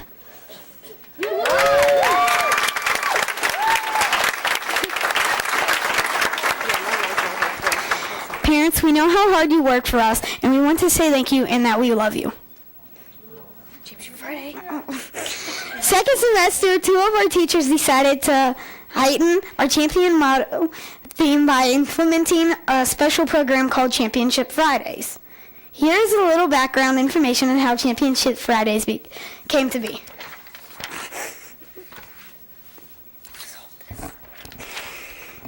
Mr. Miller and Mr. Turner were having a powwow after school one day discussing how their day was. Mr. Miller and Mr. Turner asked Mr. Turner to help him with something. Mr. Miller was thinking about students that are incredibly respectful and responsible every single day, and how he doesn't like the fact that he ignores them way too often. Mr. Turner agreed with Mr. Miller right away and added that this is a problem. They concluded that they as teachers ignore these students way too much, and they want to change that. They started brainstorming about what they needed to do to fix this. They wanted to figure out what they can do so these incredible students are recognized, acknowledged, and or rewarded. They started discussing our school motto and how everyone at Jefferson Edison is aspiring to be a champion. As they were discussing ideas and options, Mr. Turner said something to the two teachers looked at each other. The light bulb went on, and in unison, Mr. Turner and Mr. Miller said, "Championship Friday."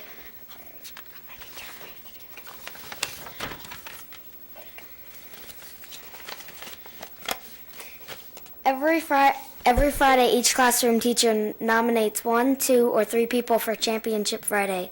On Championship Fridays, towards the end of the day, the names of these students are announced over the intercom to the Chicago Bulls theme music.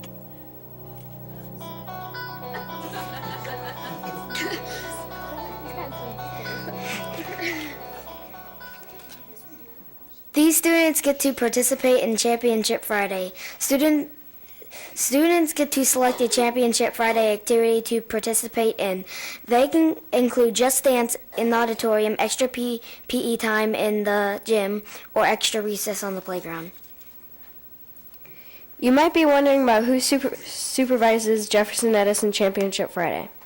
We have awesome staff at our school, and people have stepped up for these awesome students. Our family involvement liaison, Mrs. Miller, yes, Mr. Miller's wife, and she's pretty too, Miss W, and other staff members who are available to supervise these students during Championship Friday.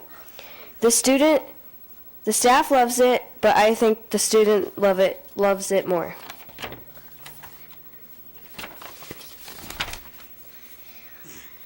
This concludes our program. Thank you again for this great opportunity to speak to you regarding our champion theme. We will not take any questions.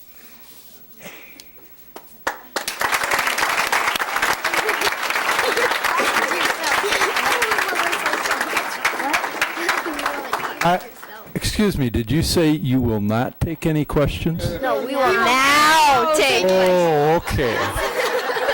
Okay, thank you. Director Snyder. Wow, Principal Pitts, what is going on in your building? Wow. Mr. Z and your lovely entourage, you guys got some skills. I think Pharrell would be proud to share the spotlight with you guys. Olivia, Logan, and Sophia, you guys are exceptional speakers. Were you guys nervous? A lot. You don't appear as nervous. You speak very, very well in front of people. I'm proud of you guys. And the young men with the ties, you guys look sharp. Great job to all you guys. This is what it's about right here. Thank you. Thank you. Director Sherwood. Yeah, this this was just wonderful, but it brought back some very painful memories. It's interesting you picked the pseudonym Billy for your haircut fella, because when I was in third grade, I decided to cut my hair, and the barber said the only way to fix it was to shave it. So I went to school as bald as a cue ball. And if you look at my third grade class picture, I'm the only guy with a baseball hat on. It was tough times, and I really sympathized with that kid. And unfortunately, I didn't have a Mr. Zambrano at the time that could help me through that. And I appreciate you being there and doing that. And to all of you, we're always looking for climate in a building that tells us that learning is taking place, that kids want to be there, that they feel valued. And if we didn't get that impression from this, then we were blind and deaf. You guys are very impressive, all the kids, all the teachers. I hope the transition is going well. If it's not, let us know. I've got a request in tonight for an update on that. And but from this seat right now, it looks pretty healthy. Thank you.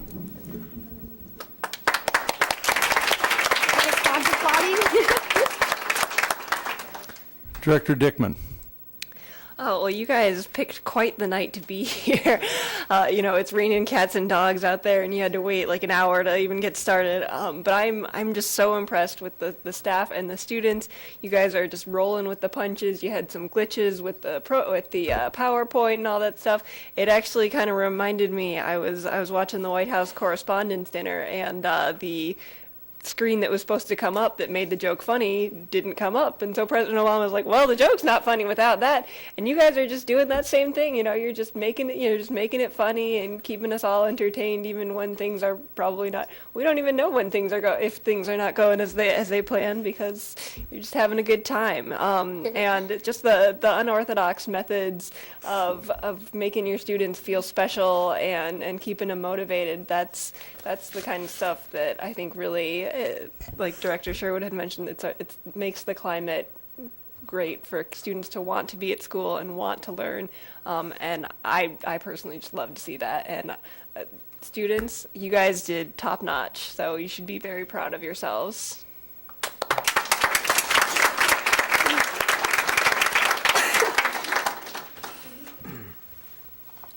Director Crumwoody.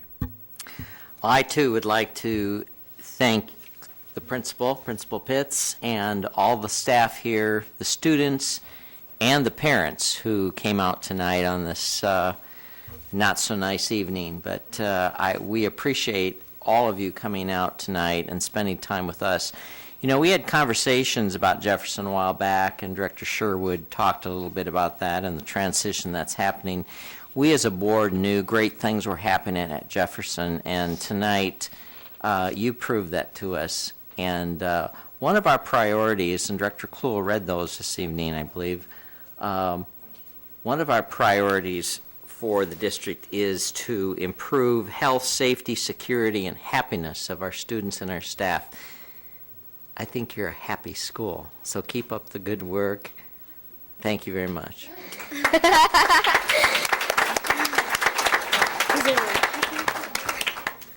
Director Kluhl. I just wanted to follow up on that happiness thing, because that is important. And I'm wondering, are you, Tie guys, and you folks, are you representative of your school in terms of happiness? Is everybody as happy as you are to be at school? Logan, that's your cue. It depends what side of the bed they wake up on. Honest answer. Thank you. Depends on which side of the bed you wake up on. Well, there couldn't probably be a better answer to that. And that was from the heart, wasn't it? Because, some days you wake up and you're not happy. You're not always happy. Those days. Yeah. A lot. Well, that's good. I just wanted to comment, and Mr. Z and the ladies, I mean, you ought to go on the road with that show. I'm a Unitarian, so I'm off beat on everything, so I couldn't clap along with it, but it's very infectious stuff. I did want to say, though, that this thing, I've noticed when I've been to Jefferson School, that the large number of male teachers, male staff, and that's important, because you might have heard previously, President Johansson talked about the diversity on our school board, student school board staff. You see, there's, like, we have one guy, one boy, and the rest women. That's kind of the way teachers are in elementary schools. That's about the ratio that you would see of men and women teachers. So you all are lucky to have men teachers in your school, because it is not common, and it's great. But I'm wondering about the Young Women's Club that might have to be coming up at some point. We got the Young Boys Club, so Class act. Class Yeah, act? the Class Act is basically a young women's club. Okay, so And we also have a Saving Sisterhood, the Saving Yeah. Sisterhood program as well. With our behavior interventionists who Wolford. could be here tonight. okay, great. So everybody's covered. Well, I'm delighted. Thank you very much, guys.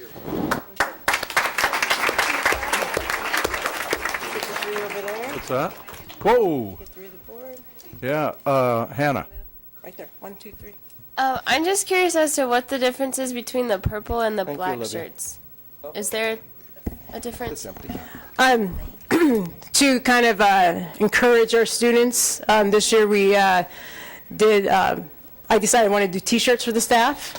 So we had a big championship fitness day prior to Iowa assessments. There was no classes going on. We went fitness station to fitness station to fitness station all day long, and then we concluded with an assembly. So I wanted the teachers to be in unison and united, knowing that we wanted our kids to know that we believe in them. So that's why our first shirts is we believe in we believe in our champions. So there's really no difference, except the purple one has a Michael Chain quote, which was stated in our video, and we just kind of used our theme here. So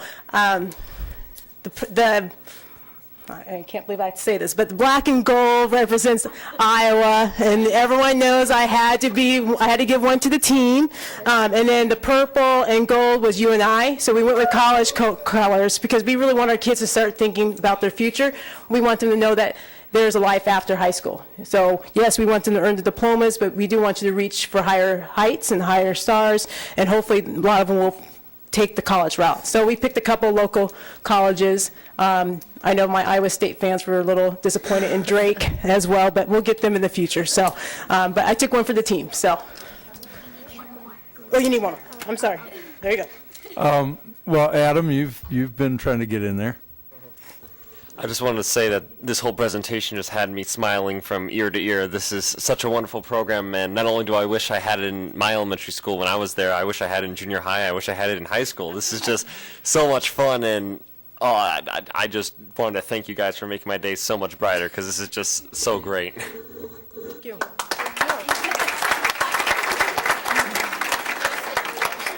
Carolyn? We've seen some pretty great presentations, but this one's probably my favorite. This is wonderful, wonderful music, talking, wonderful. But I really want to say basically kudos to you and to, I forget the woman's name who lead the Young Women's and Men's group, because I think in addition to education, building a foundation of respect for yourself and for other people is just the basis for good citizens. We, as a school board district, I don't think we just want to be teaching good students, but teaching good citizens. And as I work in my school's guidance office, and I see these kids who I know don't have that respect for other people, and they're not in themselves. And I don't want you to see you guys in my guidance office.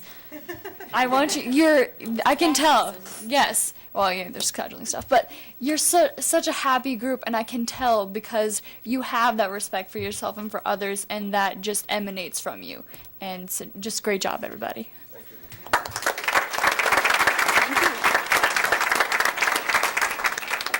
you. All right, thank you for all those kind words. Anybody else? Before you leave, I just want to say that you are all amazing. All of the words that everybody's expressed, I could not state any clearer. The one thing I would say is that I try almost every morning to wake up to that song. I really do.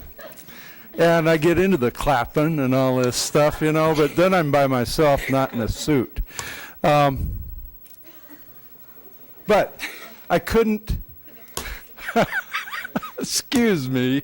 Anyway, You're excused. but I didn't hear all of your words, and I thought sometime if you get a chance, I'd really like to see the lyrics as well. So thank you very much, and we'll move on with the rest of our meeting.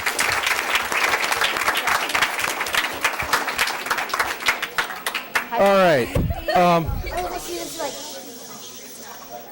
Thank you, Mr. Z. Okay. I tell you what, I know it's a long meeting. Adam, where are you going? No, I'm not leaving.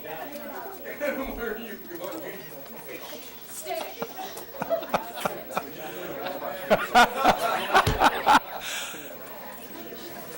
It's been a long meeting, but I want to give the student board members a chance to leave when they want to. We're going to go into communications. We do have some open forum requests, and we have a lengthy meeting when it comes to action items. I did check with the secretary, and she said she doesn't believe any additional student board members are going to be coming in, so I'd like to go ahead and honor you, Adam, right now before we get into the rest of the meeting, if that's all right.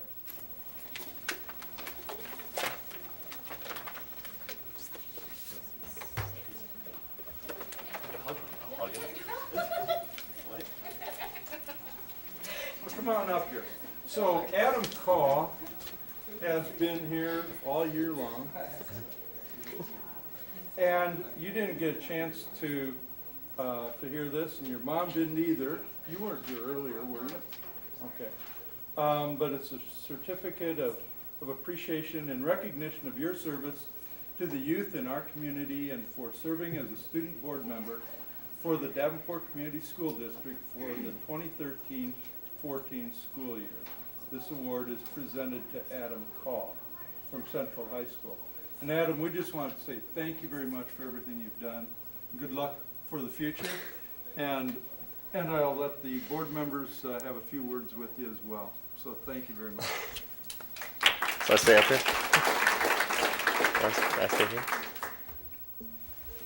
I can sit? Okay. Yeah, I apologize. Sure, go ahead and sit down.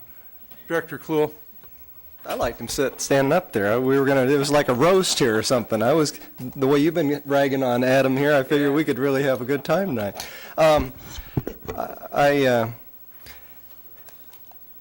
appreciate, earlier I mentioned some of the astute comments that have come up from school board members this year, and I really appreciate the comments that you have brought up, some of the discussion during the meeting and also after.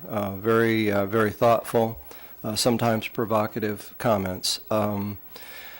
I have a question for you, if you're still around before the end of the meeting. It's something about Williams Intermediate School that has come up that I have a question on. But I just want to say that we thank you, and I hope that this has been a stimulating year for you. But all of you, you gave us such nice comments before, all the way down, and I appreciate that. And it was especially nice since this is National School Board Member Month. And so that's the nicest acknowledgement that I think we've ever had.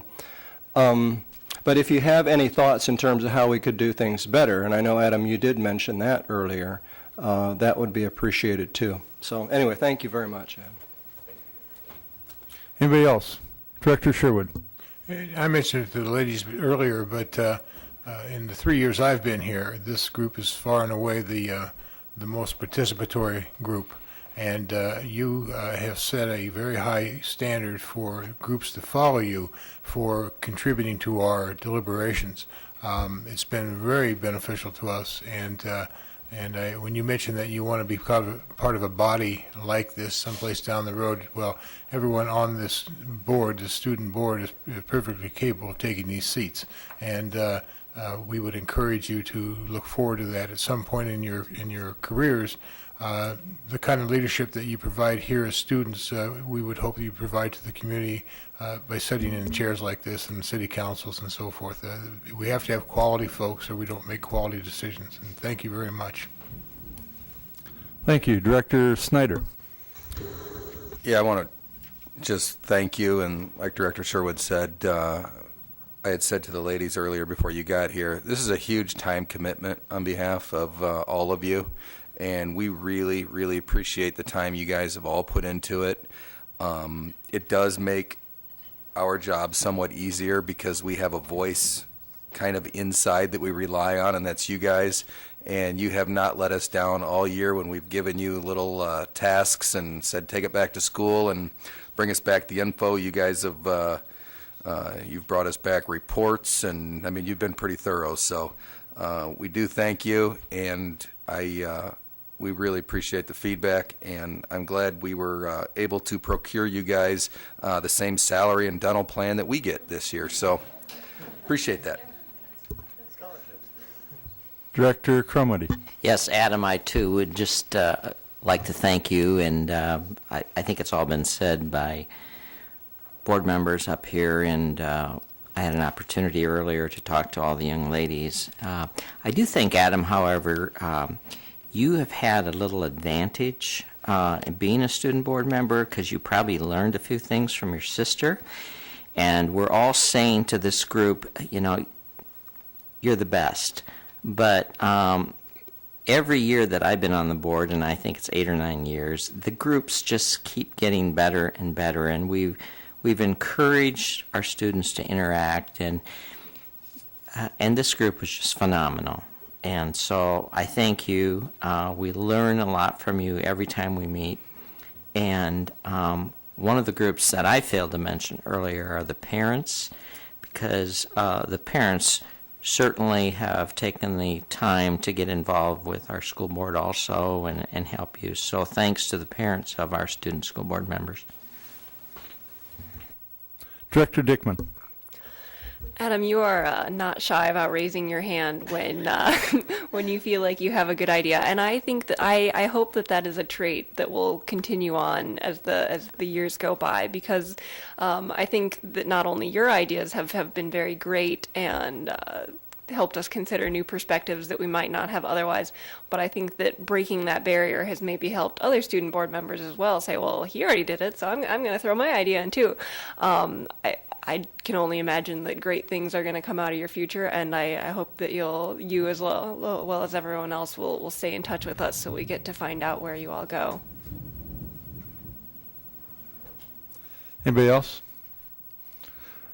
And Adam, there's probably not a lot I can say. Everybody else has said most of it, except I do have to appreciate, on top of everything, when you come through when I don't have the calculator handy, or when I can't find my notes and I'm looking for something, and you see it right there and point it out to me. I've always appreciated that, on top of all of your other things. And I think some of the things that you've done with the I don't remember if it's IS3, thank you. I learned about you and that even before you were on the board. And so I appreciate all of your efforts, not only here, but at your school. So thank you again. And before we move on, is there anything else you, Adam, have to say to us or about us? Besides a huge thank you for boosting my ego even more, because those are such wonderful comments. I also wanted to thank you because I remember the reason I joined the IS3, and definitely the reason I jumped at the chance to be on the school board, was because I really am addicted to improvement. I've decided that I'm addicted to making things better. I just can't help myself when something isn't as good as it could be to improve it. And I was really hoping coming into this, because I had heard some things about, they don't listen to student school board members and you don't really have a voice. And I remember it was either the second or third meeting, it was a very, very active discussion about something, and I raised my hand and I said, well, I know my opinion doesn't matter, and then went to my point, but immediately almost all of you said, no, your opinion matters. And that really highlights what this group has felt like to me. It's like, it doesn't feel like the school board and the student school board. It really feels like we're all a school board, and it's been so great and so much change, and I can't thank you enough for the opportunity you've presented in my life. So, thank you all. All right. Well, thank you all very much for that. We're going to continue on with our meeting through the communications consent agenda and the approval of bills and the superintendent report, and then we'll take a short break after those items before we get into the other items requiring action. So I would like, Director Kluhl, would you read our communications for us, please? Certainly. You want to say anything to Adam while you got a chance here, since he's... Communications, May 20th at 7 p.m., Kimberly Center graduation, Galvin Fine Arts Center at St. Ambrose. We're all looking forward to that. We've got our outfits, and we're ready to go. May 26th, Monday, the holiday, the office is closed. May 27th, the Tuesday, 7 p.m. is a regular board meeting, Tuesday instead of Monday, here in the Jim Hester boardroom. May 30th is the last day of school. Yay. June 1st, graduation at iWireless, 12 to 4 p.m. June 2nd, 5:30, Committee of the Whole, here in the Jim Hester boardroom. June 9th, regular meeting here in the Jim Hester boardroom. And June 23rd, a regular meeting again at 7 o'clock here in the Jim Hester boardroom. And now... Next is open forum. Open forum is a time for members of the community to give input at a board meeting regarding school district issues or concerns. Individuals who want to speak should fill out an open forum request and give it to the board secretary prior to open forum. The board will not act on any issue presented during open forum if it was not published as an agenda item. The Iowa Open Meetings Law prohibits action on any issue that is not on the agenda. The president will set the amount of time allowed for individuals to speak during open forum. The board asks that no charges or complaints be made against individual employees of the district or community during open forum. Remarks that reflect negatively on the character or motives of any person will be called out of order. We have 8 open forum requests. Excuse me for that. And I'm just going to read through these in the order in which they were presented to me, and then you will come up in that order, come up to the microphone, state your name and address for the record, and you will each have 2 minutes. We'll start with Mike Schroeder, Melinda Westerhoff, Stephanie Diekema, Dana Lindsay, Tricia Stepanek, George Rucker V, Nicole Stroop, Shelley Sturbins. Start with Mike Schroeder. Is Mike still here? Perhaps Mike left. Okay. Are you Melinda Westerhoff? Yep. Okay, so Mike, if you're still out there, I'll call your name at the end to see if you're there. Okay, Melinda. Okay. Melinda Westerhoff, address 6023 114th Street, Bluegrass. I have 2 students at Bluegrass Elementary. I wanted to present my concern and provide the board a petition of signatures from over 90% of next year's 5th grade class parents. The petition is requesting the proposed combining of sections resulting in a class size increase from 19 to 29 students not be implemented for the fall 2015 5th grade class. 2014 class, and class size to remain at 19 per teacher. The district website states the class size max number is 26 for 5th grade. Student-teacher interaction is one of the most important positive experiences we can offer our children in receiving the best education possible.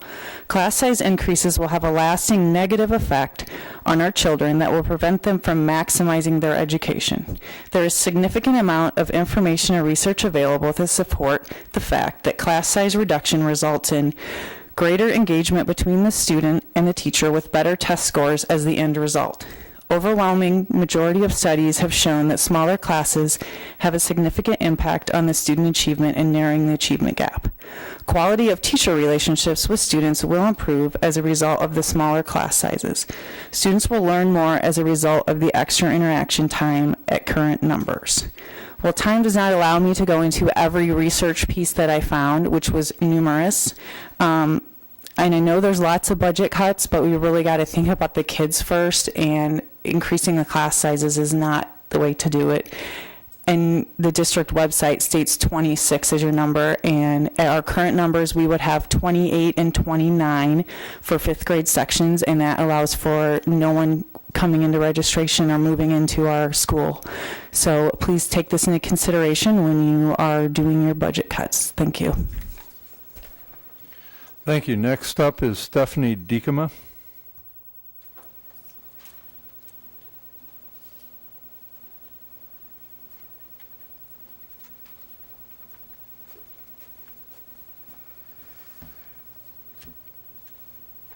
Can I start?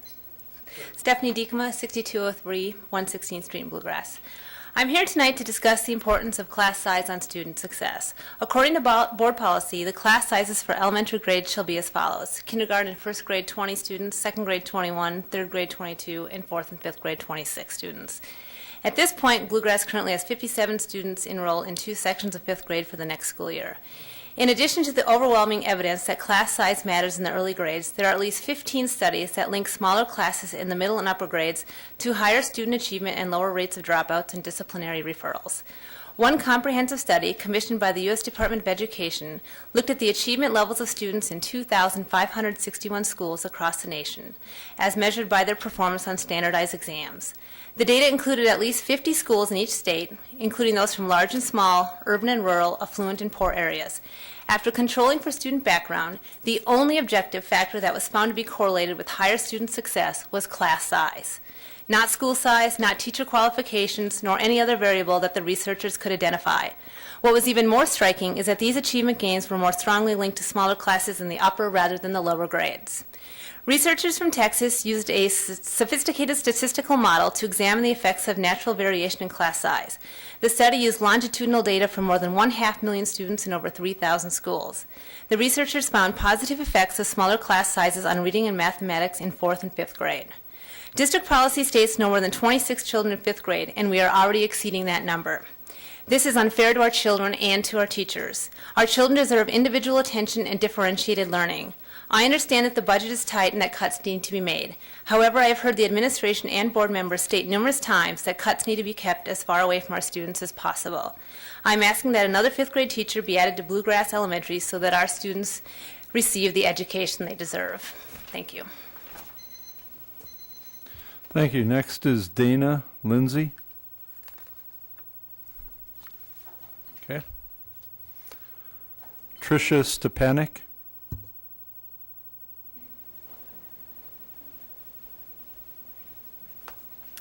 Hi, I'm Tricia Stepanek, and I reside at 4023 Lily Avenue in Davenport. As many of you know, I created the petition on change.org for us parents to have a voice. And I want to thank you for your time tonight, and thank you for resending. I really appreciate it a lot.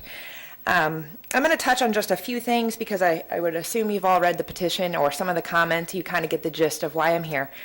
High school, first of all, I don't have high school students, but I have read the petition myself. I've spoken to a lot of parents, and it seems to me that they're not for the high school to change, and that would impact their work. I believe work ethic is really important in high school, so if we cannot impact their jobs, I think that's probably in their best interest. Sports, it's my understanding this will also affect them missing blocks of school to get to sporting events out of town. Practices might be in the morning now. It's just all around going to affect their sports, as well as other extracurricular activities, not just sports. Elementary, I have 2 elementary school students, so this is where the petition got very personal for me. Transportation is a huge issue, and it's not the only issue. I do not feel that parents should have the burden of paying a sitter or a Stepping Stones program in the morning, which I believe has already been addressed. It's not an option. But also safety. You know, a 4 p.m. end time, especially in the winter, it's almost dark. If the children are riding the bus, you know, it is dark when they get home. I believe that's a safety issue for the elementary especially. They're very young. Ability to learn at 4 p.m., you're talking about kindergarten, you know, perhaps a 5-year-old being at school from 9 a.m. to 4 p.m., their ability to learn at that time, in my opinion, and in the research I did, is not there. It's going to affect their ability to learn at that time of day. Many of those children will still get up at 7 in the morning. Tricia, sorry, you're 2 minutes. That's okay. Can you That's fine. go ahead and wrap it up? No, yep, that's completely fine. There was just a few alternatives that I had, maybe adding 30 minutes to the end of the day and not affecting the start time, shortening spring break perhaps. I don't believe they need a week and a half, and then maybe adding days to the end or beginning of the school year. I know that can be done. I'm all for 1080, but I believe that there's compromise that we can all come to. Okay, thank you. Next is George Rucker the fifth. George is not here. Nicole Stroop.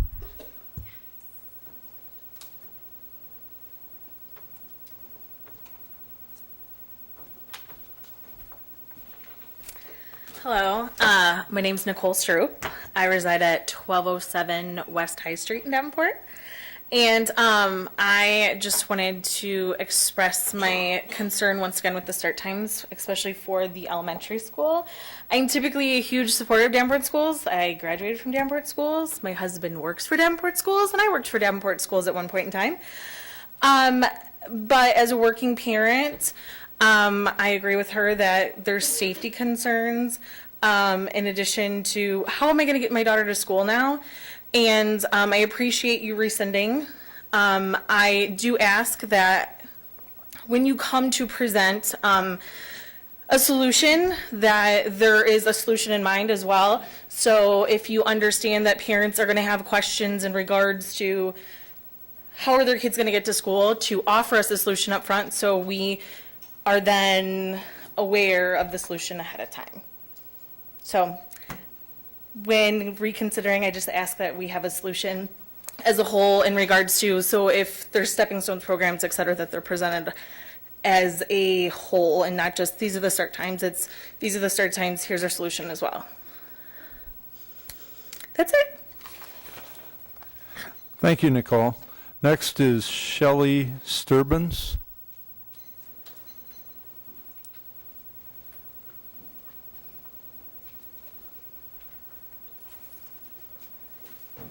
Hi, my name is Shelley Sturbins, and I reside at 3410 North Thornwood Avenue in Davenport. I went to both of the public forums that you had for the school start times, and at both of those, the elementary time was stated that it was going to be 7:45 to 8:15. So it was very disheartening to see the article in the paper that it was going to be changed to 9:05. So I had posted on Facebook and called the school board and emailed to announce my displeasure, and I'm just very happy that you guys rescinded and that you are going to have the public forums for all the parents to voice their opinions. I just hope that you do put all 8 options out before the public forums so people can see what those times are so that when they voice their opinions, they can say this is the time they like and everything.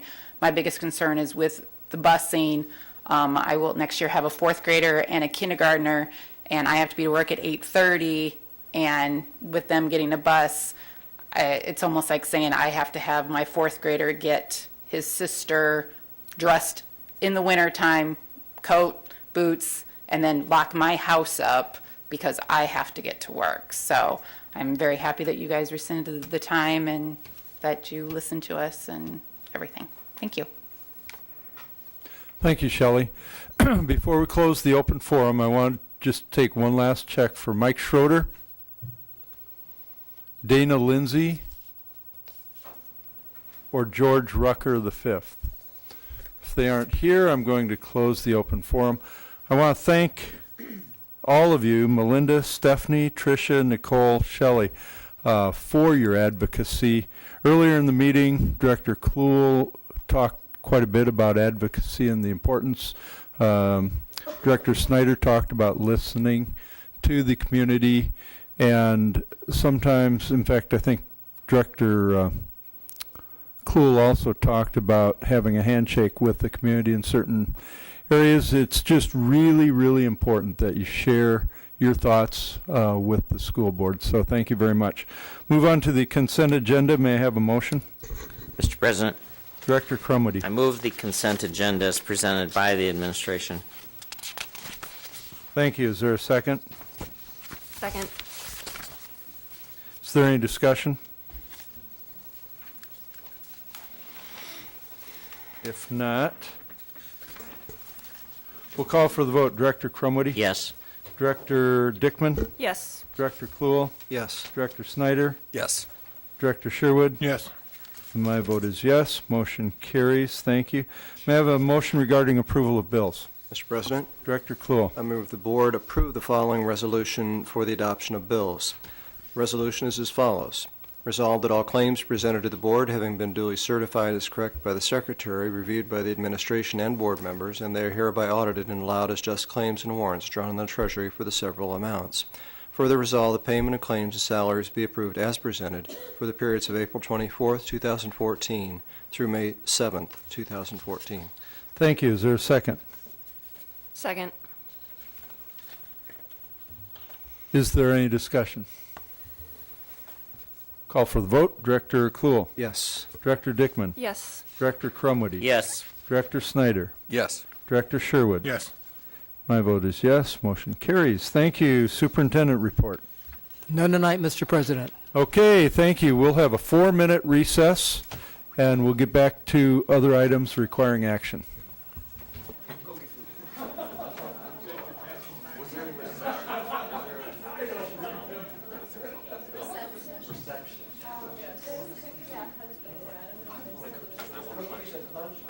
I want a cookie. Grab the whole handful.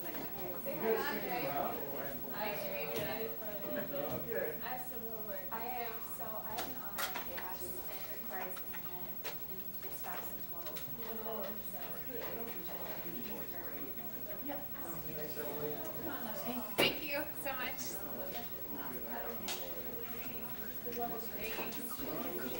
What? Go get you. You go get it.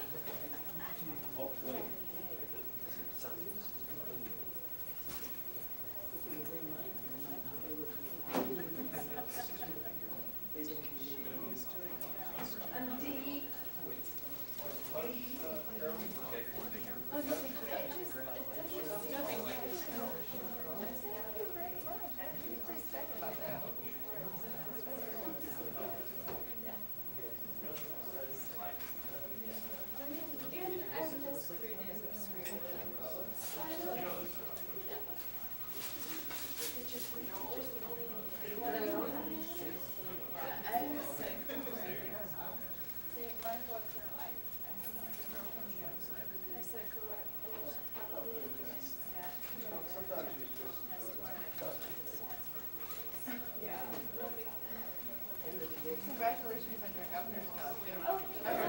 Oh, I mean, I have a job at LSU, yeah. Did you get your plaque already? No, I just. Really? I had the AME doctors at our school, so he just has to get it tomorrow. It's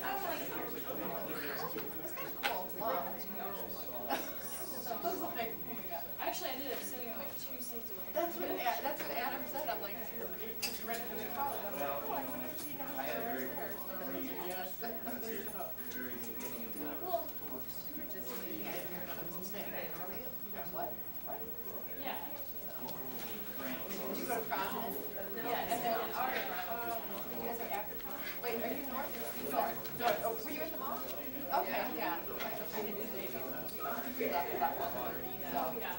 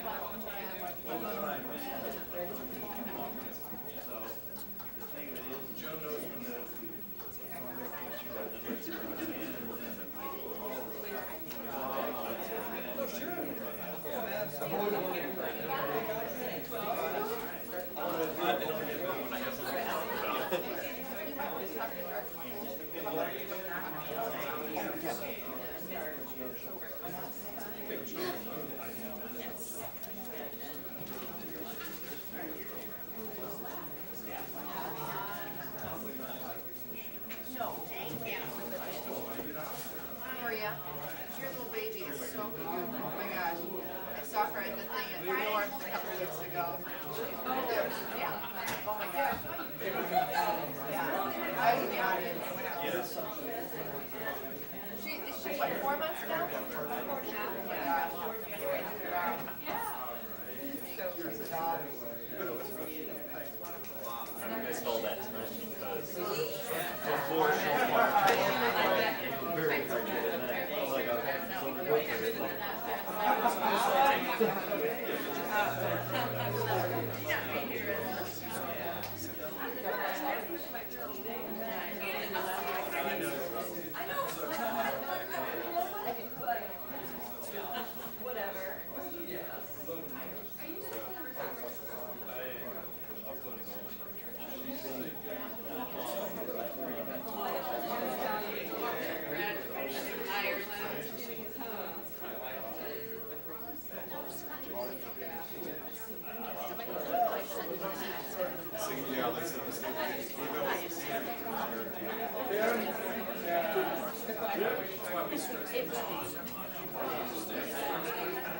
The recess is ended. We're ready to start our meeting.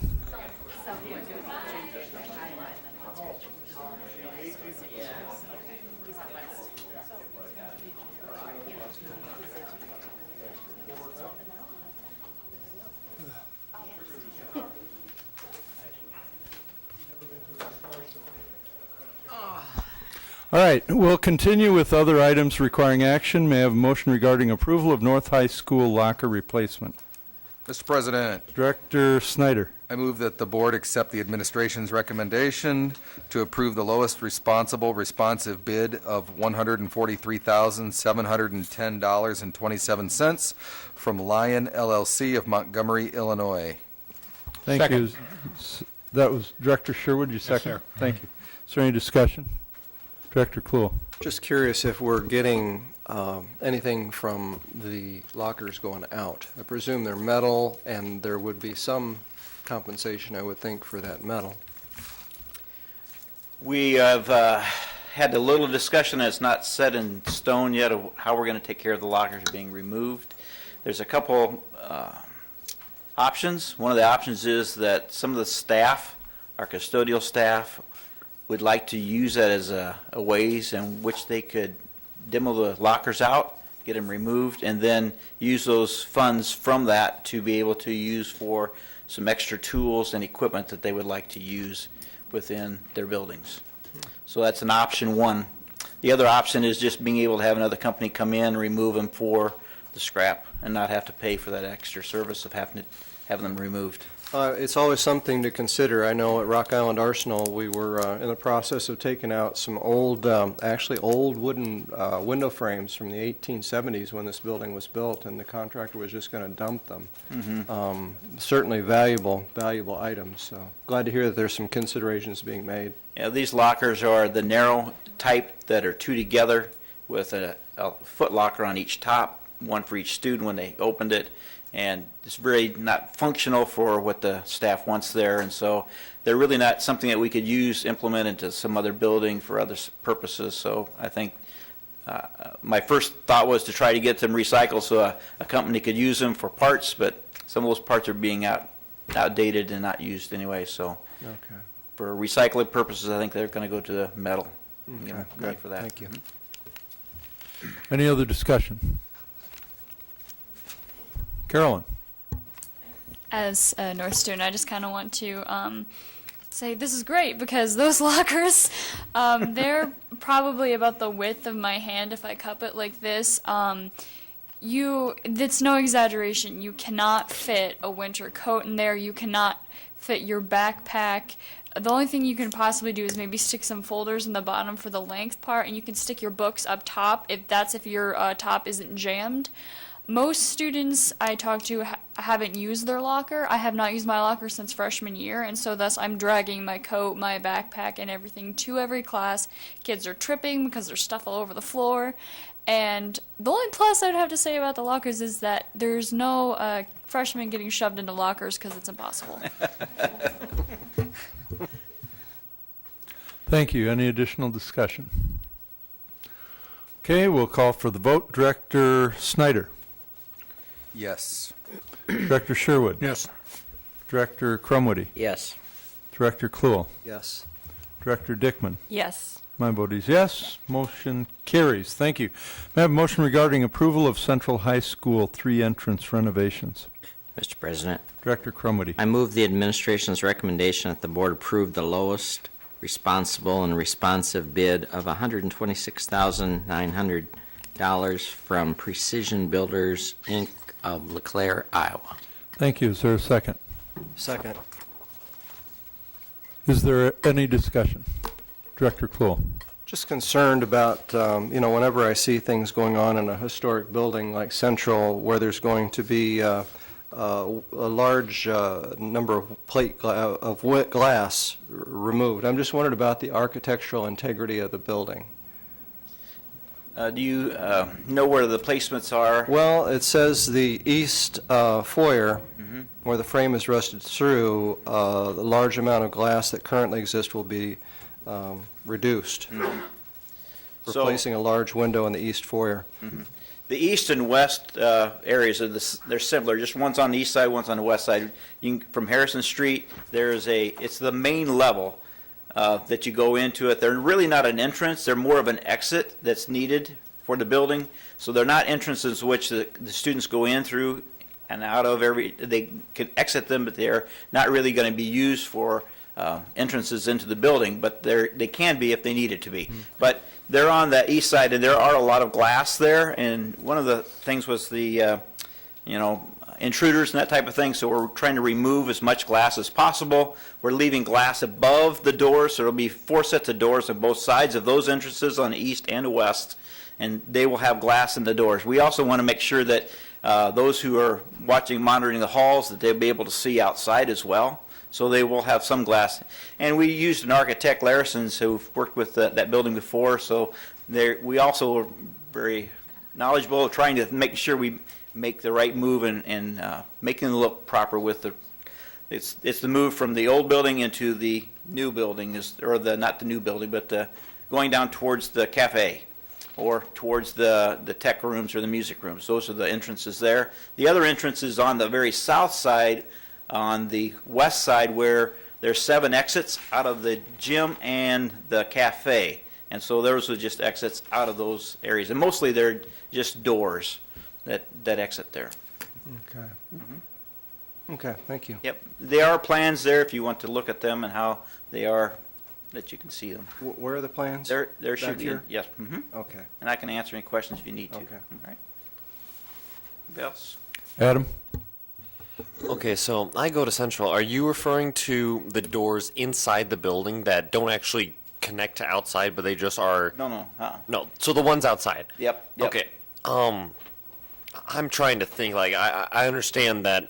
I've seen the rust on those doors, but if we're in a situation where we need to watch our budget and watch what we're spending, from a student's perspective, I've never felt like those doors are are deteriorated and old and stuff, like could we renew them if we had money to spare? Sure, but like, unless, was this brought upon because of some sort of risk or health issue? I understand what you're saying about the glass, but was there anything else to it, or? No, the frames in which the doors set are what's going bad. When they had initially been made, they were probably not galvanized, and so what has happened through the period of time, they have deteriorated to that point, and so that's why that's why they have fallen apart and they need to be replaced. And as far as the budget, this funds that these come from is not from the same budget that the district is going to have to make the cuts in. This comes from a PEPAL projects, and so those funds are different, which we have funds to take care of those things, which is our physical plant and equipment levy, and so we have funds to take care of them without hurting the budget. Okay, then in that case, sure, go ahead.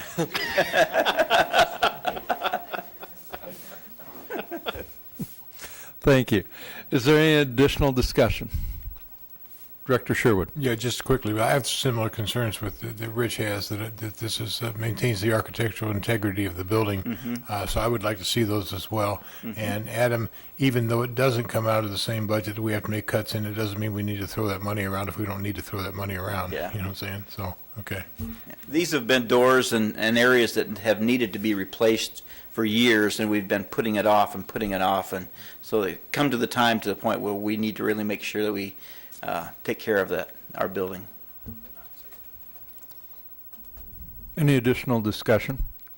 Is there any particular sense of urgency to this project? Well, I had been a carpenter for the district for 20-some years.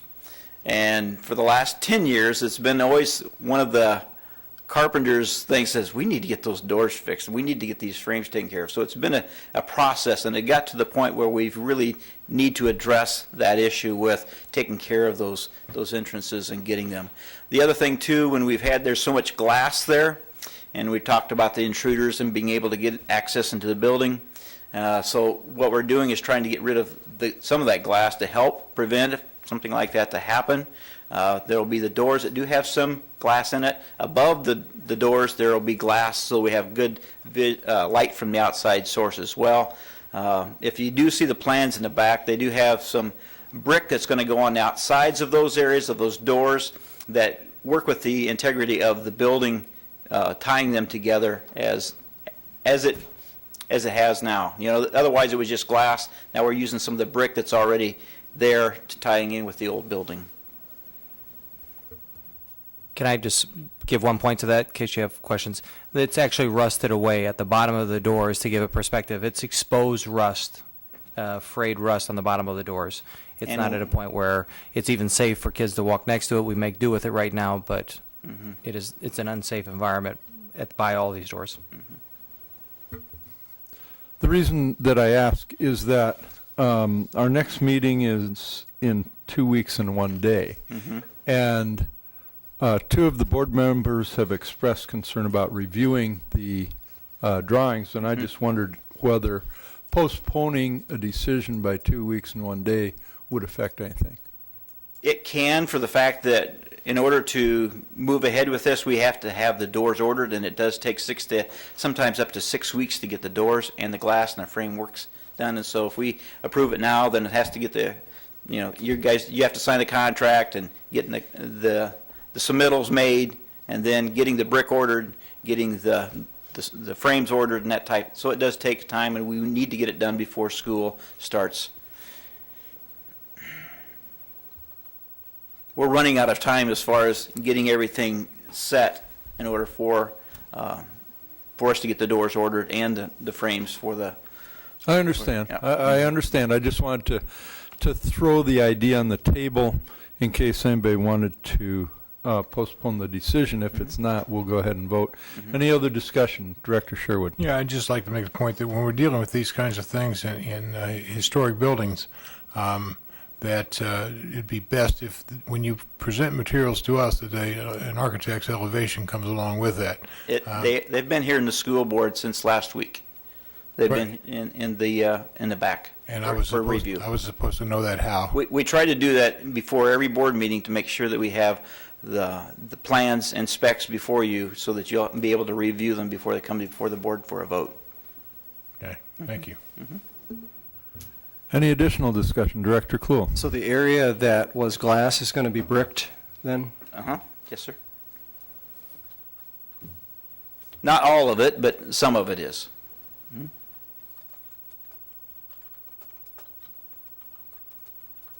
Mr. Scott, I mean, you have a picture of that, better picture than any of us probably. It's What not is the it? historic part of the building. When you talk about the building, it's the piece that they connected when they built the cafeteria.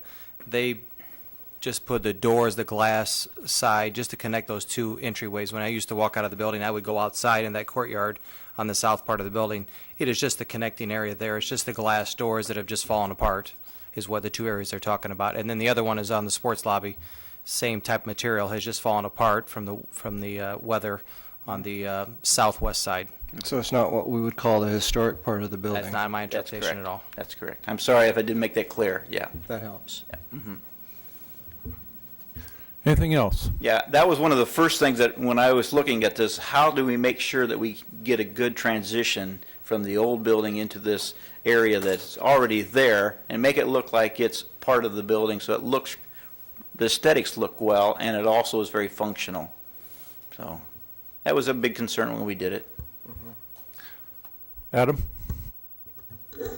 I'm just wondering, have you considered any way to keep not the glass per se, but that kind of visibility? Because walking through that hallway down to the cafeteria, it is very nice to have full-walled glass. And I understand the risk of intruder, but I gotta think there's some pretty strong glass out there, and I know the cost is an issue, but I would really hate to see that bricked up, because that part of the school really makes it feel just open. I just try to imagine it bricked up; it would feel very confined and Well, there's going to enclosed. be above the doors, so which is, you'll have two sets of double doors.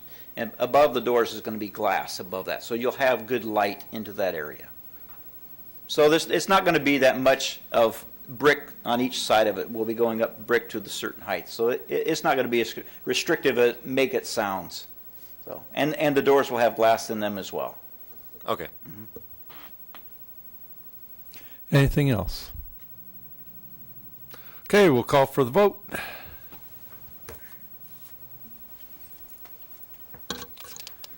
Director Crumwitty. Yes. Director Cluel. Yes. Director Sherwood. Yes. Director Snyder. Yes. Director Dickman. Yes. My vote is yes. Motion carries. Thank you. May I have a motion regarding approval of restroom renovations Phase 6 for Adams and J.B. Young? Mr. President, Director Sherwood. I move that the board accept the administration recommendation for the lowest responsible and responsive bid of $239,600 for Fry Builders and Associates of Muscatine, Iowa. Thank you. Is there a second? Second. Is there any discussion? Director Dickman. The fact that we are considering closing JB Young or having JB Young no longer be a K-8 or be a school, is that going to be affected by this? Are we still going to need to renovate the restrooms if we plan to move in there, or is it going to be different renovations that would be needed? I guess. What you're talking about is a proposition I made to the board on a list, and it is something that hasn't been discussed at all by the board. So we need to just keep going forward until the board would decide to do that, because it could be a long time coming. And either way, if anything goes in there, you still need the bathroom renovation. So I think it'd still be a valid. Yeah. Okay, I just project. wanted to check on that. Thank you. One of the things about the restrooms that we are going to be working on is, since we did make it a K-8 school, or you made it a K-8 school, the elementary students that use this one restroom that we're going to renovate needs to be updated and more functional for the lower end students in that building. And so that's one of the reasons why we moved to work on those restrooms in the lower level there. One more thing that I just remembered, the hand dryers that I know I was seeing one of the schools, and they mentioned that they are extremely loud, some of the Noisy. new ones that were put in, and I know that the design, there's not, that it's open, is that correct? Yes, ma'am. So what are we doing to make it so that the classrooms aren't being disturbed by hand dryers? We've got one of the principals here who is, his objective was, we got to reduce the noise to those hand dryers. And one of the reasons, the hand dryers, we've been trying to reuse them since they've been put in the building. They had a time when they went through and renovated and put new hand dryers in instead of paper towels. So when they put the hand dryers in, they chose this particular brand and style. Well, we didn't want to have to replace those which are still functional and new and put new ones in because of the cost. But that's something we're looking at very heavily, is trying to make sure that we get some, the volume is not as loud, especially into the hallway, since they have that open concept. And that is something that we're working on very diligently, trying to find the resolve. The one that TJ would like to have cost about 3 times as much than what the original ones are. So we're having to find something a little bit better than that, than spending 3 times as much. But we are working on that, because I know it is a factor. Mm-hmm. Thank you. Any other discussion? Okay, we'll call for the vote. Director Sherwood. Yes. Director Kluhl. Yes. Director Dickman. Yes. Director Crumwitty. Yes. Director Snyder. Yes. My vote is yes. Motion carries. Thank you. May I have a motion regarding approval of milk bid? Mr. President, Director Kluhl. I move the board approve the lowest responsive bid of $578,937.20 from Prairie Farms Dairy. May I have a second? Second. Is there any discussion? Wow, that's a lot of milk. That's a lot of milk. Sure, Director Kluhl. Mickey, we had, you gave a real good presentation on cafeteria activities, and we talked about the waste of food in the presentation, and especially at the elementary school where stuff is just being dumped. Is that happening with milk as well? Yes, there is some milk waste. Elementary students, you can see it a lot more because they dump their milk cartons out into like a strainer and then throw the cartons away, so we don't have a lot of leaking going on as we carry out the garbage. It's not something I've stood there and watched, but it amazes me the number of kids that don't finish an 8-ounce carton. We have to put those on, they have to take milk? They do not have to take milk. They can say no thank you, so not all kids do select milk. And we try to make sure everybody's aware of that so that they don't take it and not drink it. But a lot of kids that don't open their milk at all put it in the center of the table and other kids drink it. So we rarely get cartons that come back, that somebody hasn't at least attempted to drink. But we do have a lot of kids that dump out on their way to the trash that don't finish their milk. But I don't have a real percentage to tell you. Mm-hmm. Well, it's just one of those educational practices that I think that we should be helping our children with. We talked about that at the committee of the whole meeting. I'm astounded at this number for milk. That's well, just to give you an idea, I did look of the quantities. Last year, we served almost 2 million cartons of chocolate milk alone. 80% of the milk we sell is fat-free chocolate, and it was about 2 million cartons last year. okay. Milk for thought. Thank you. Director Snyder. With the tightening health restrictions on lunches and snacks, does providing chocolate milk as an option to, say, white milk with calorie content, is that going to alter anything or what we can offer? It will not alter. The federal regulations do require that any flavored milk be fat-free, but the district has done that for several years now, so we didn't change our milk as a result of the regulations. Thank you. Director Sherwood. And do we offer any kind of non-dairy alternatives for lactose intolerant kids or vegetarian, vegan kids? We do. We offer lactose-free milk to lactose-intolerant kids, and we offer soy milk for those that don't do dairy. So you do have soy? Yes. That's very good. Any other discussion? Adam. I wanted to ask how much milk is left over at the end of the year? We have an agreement with our dairy that they pick it all up. So if we have milk that we're not going to use, the dairy comes back and picks it up. Okay. that was just because at Central I've noticed that as we've gotten more juice boxes and more alternatives to milk, more kids are choosing that over the milk, and so I was just making sure we weren't buying excess of what we need. So Yeah, no, the dairies pick up what we don't use, especially even when we close for Christmas or spring break, they take that all back. Okay, awesome. Any other discussion? Okay, we'll call for the vote. Director Kluhl. Yes. Director Crumwitty. Yes. Director Snyder. Yes. Director Dickman. Yes. Director Sherwood. Yes. My vote is yes. Motion carries. Thank you. May I have a motion regarding 28D agreement with the City of Davenport for police liaison? Mr. President, Director Snyder. I move that the board accept administration's recommendation to approve the 28D agreement between the City of Davenport and the Davenport Community School District to provide a police liaison according to terms of this agreement. Thank you. Is there a second? Second. Is there any discussion?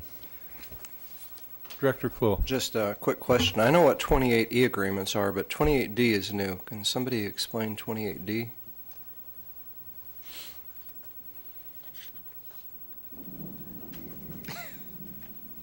I guess not. Yeah. Stump the chump. The one before E. It's in the same section as the 28D. It's a agreement between a city and a school district. It's the same type of sharing agreement, but it's section D instead of section E. Oh, set aside specifically for schools. Okay. Did you have something more, Director Kluhl? Oh, I don't have anything more. Oh, okay. I think my question was probably 75% answered. Which Okay. We started with 0 and got to 75, so. All right, very good. Director Sherwood. How do we evaluate an employee who is,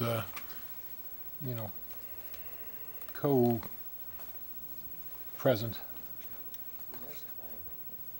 Do the city evaluate them? Do we evaluate them? Is there a unified evaluation? I have not been involved in evaluation. I'm looking quickly to see if this covers it, and I don't see it. Yeah. And I think it's a matter of, we've got 90 days if we don't want to continue this agreement, so I think it would matter if we were unhappy. Police chief and I would talk, and then we'd do something from there, so I just don't see it covered. A formal way of giving feedback or I haven't done it, and I can't say that there is one. Okay, thank you. Any additional discussion? Okay, we'll call for the vote. Director Snyder.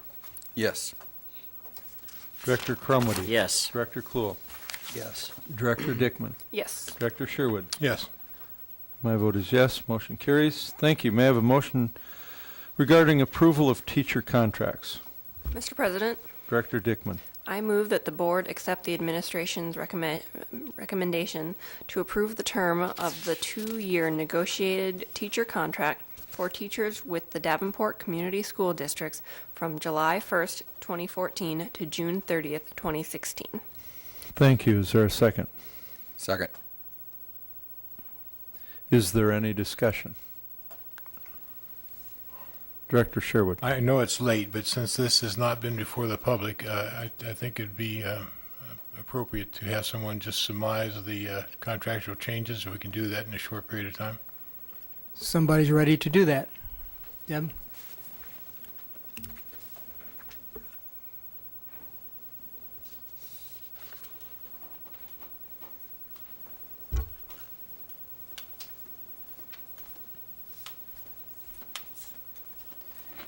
There were several things that we addressed in the contract this year. The major one was some of the transfer language on how teachers move from position to position.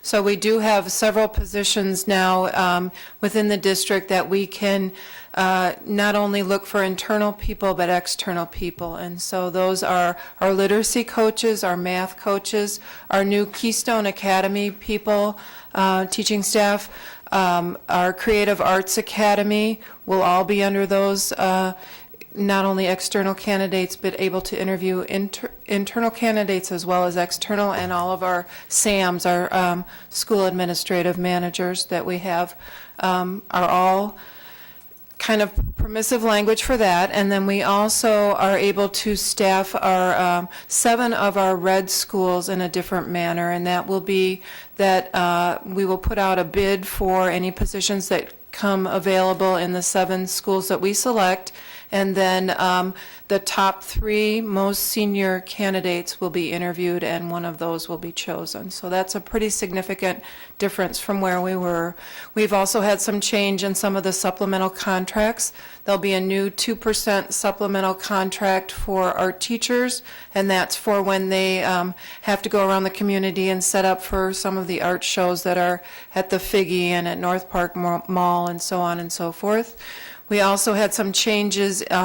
We now are going to have a supplemental contract for the STEM program, which is robotics that happens at the high school, and that's a pretty significant program and goes along with some of the board goals. And so is the new teacher program that is at each of the high schools, and that's part of the Grow Your Own program. So there'll be a supplemental contract for the teacher that's in charge of that program at each high school.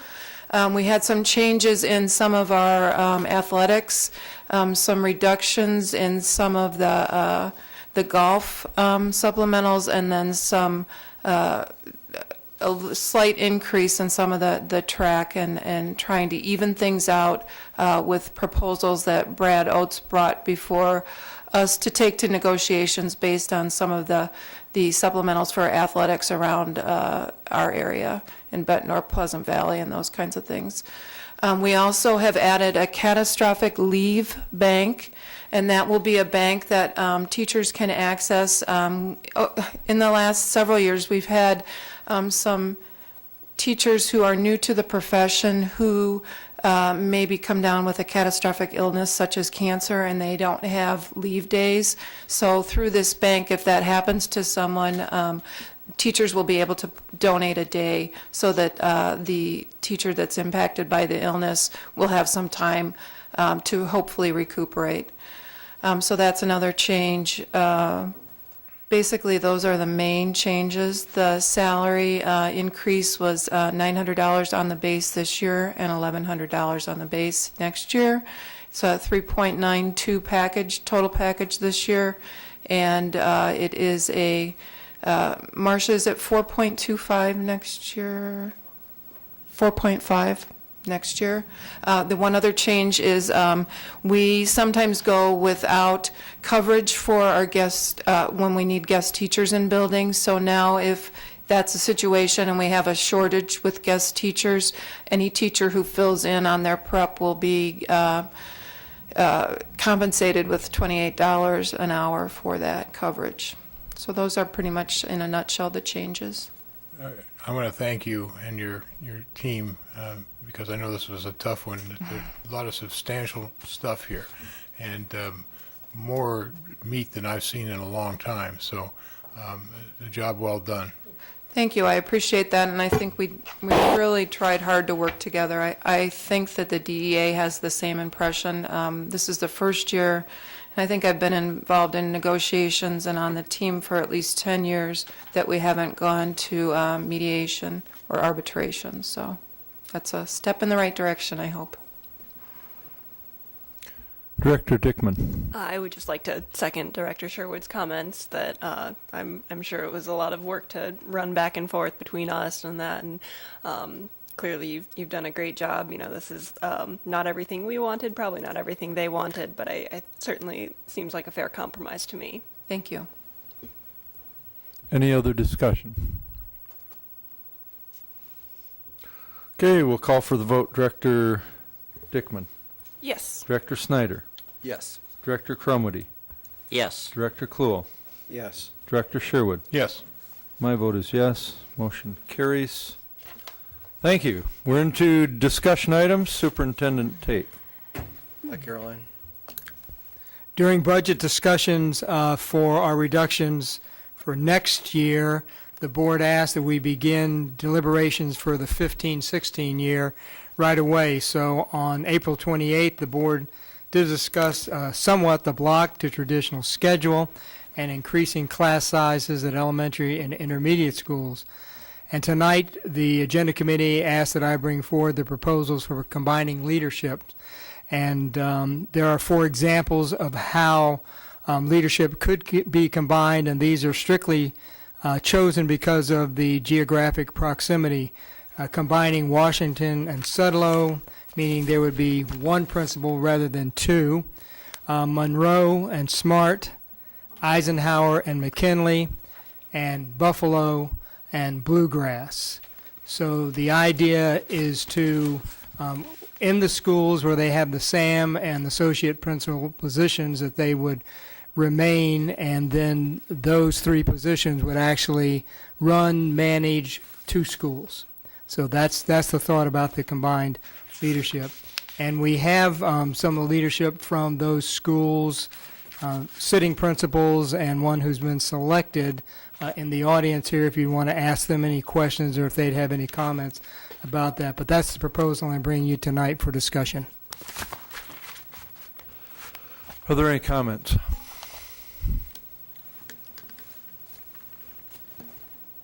Well, this is pretty important that we get a little discussion going here.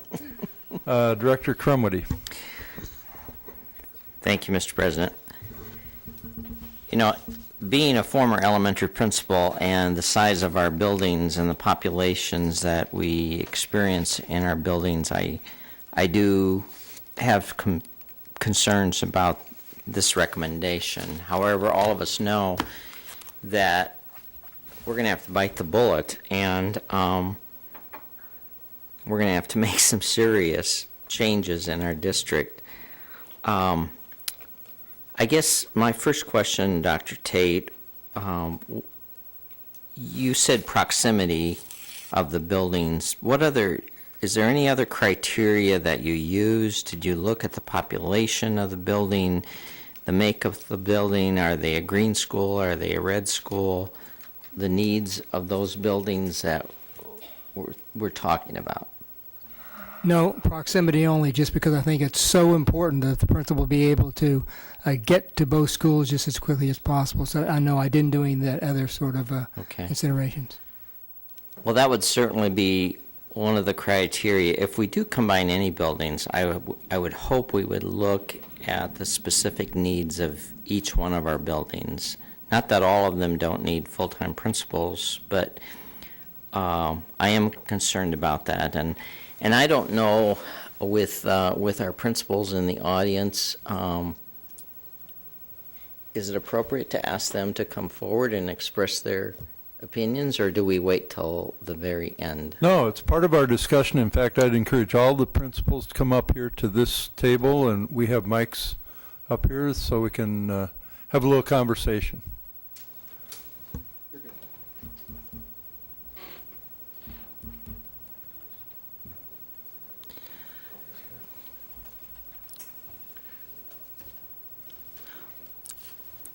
In past years in this district, I can only think of 1 or 2 situations that we've had in our district where principals were shared between buildings. And Washington Hoover was one of those for years and years. The late Bob McHugh was that principal, and the reason those were combined was because of proximity, and also Hoover was quite small, only grades 1 through 3 at the time, or K through 3, I believe, and also the population at Washington being one of the lowest in the district at that time. So there was, Bob McHugh did run both of those buildings for a number of years. I can't think, and maybe the directors can help me out, are there any other situations that you can think of that Perry and Buffalo for years, yes. And then Kathy Schulte, of course, has the two centers now. Centers, yeah.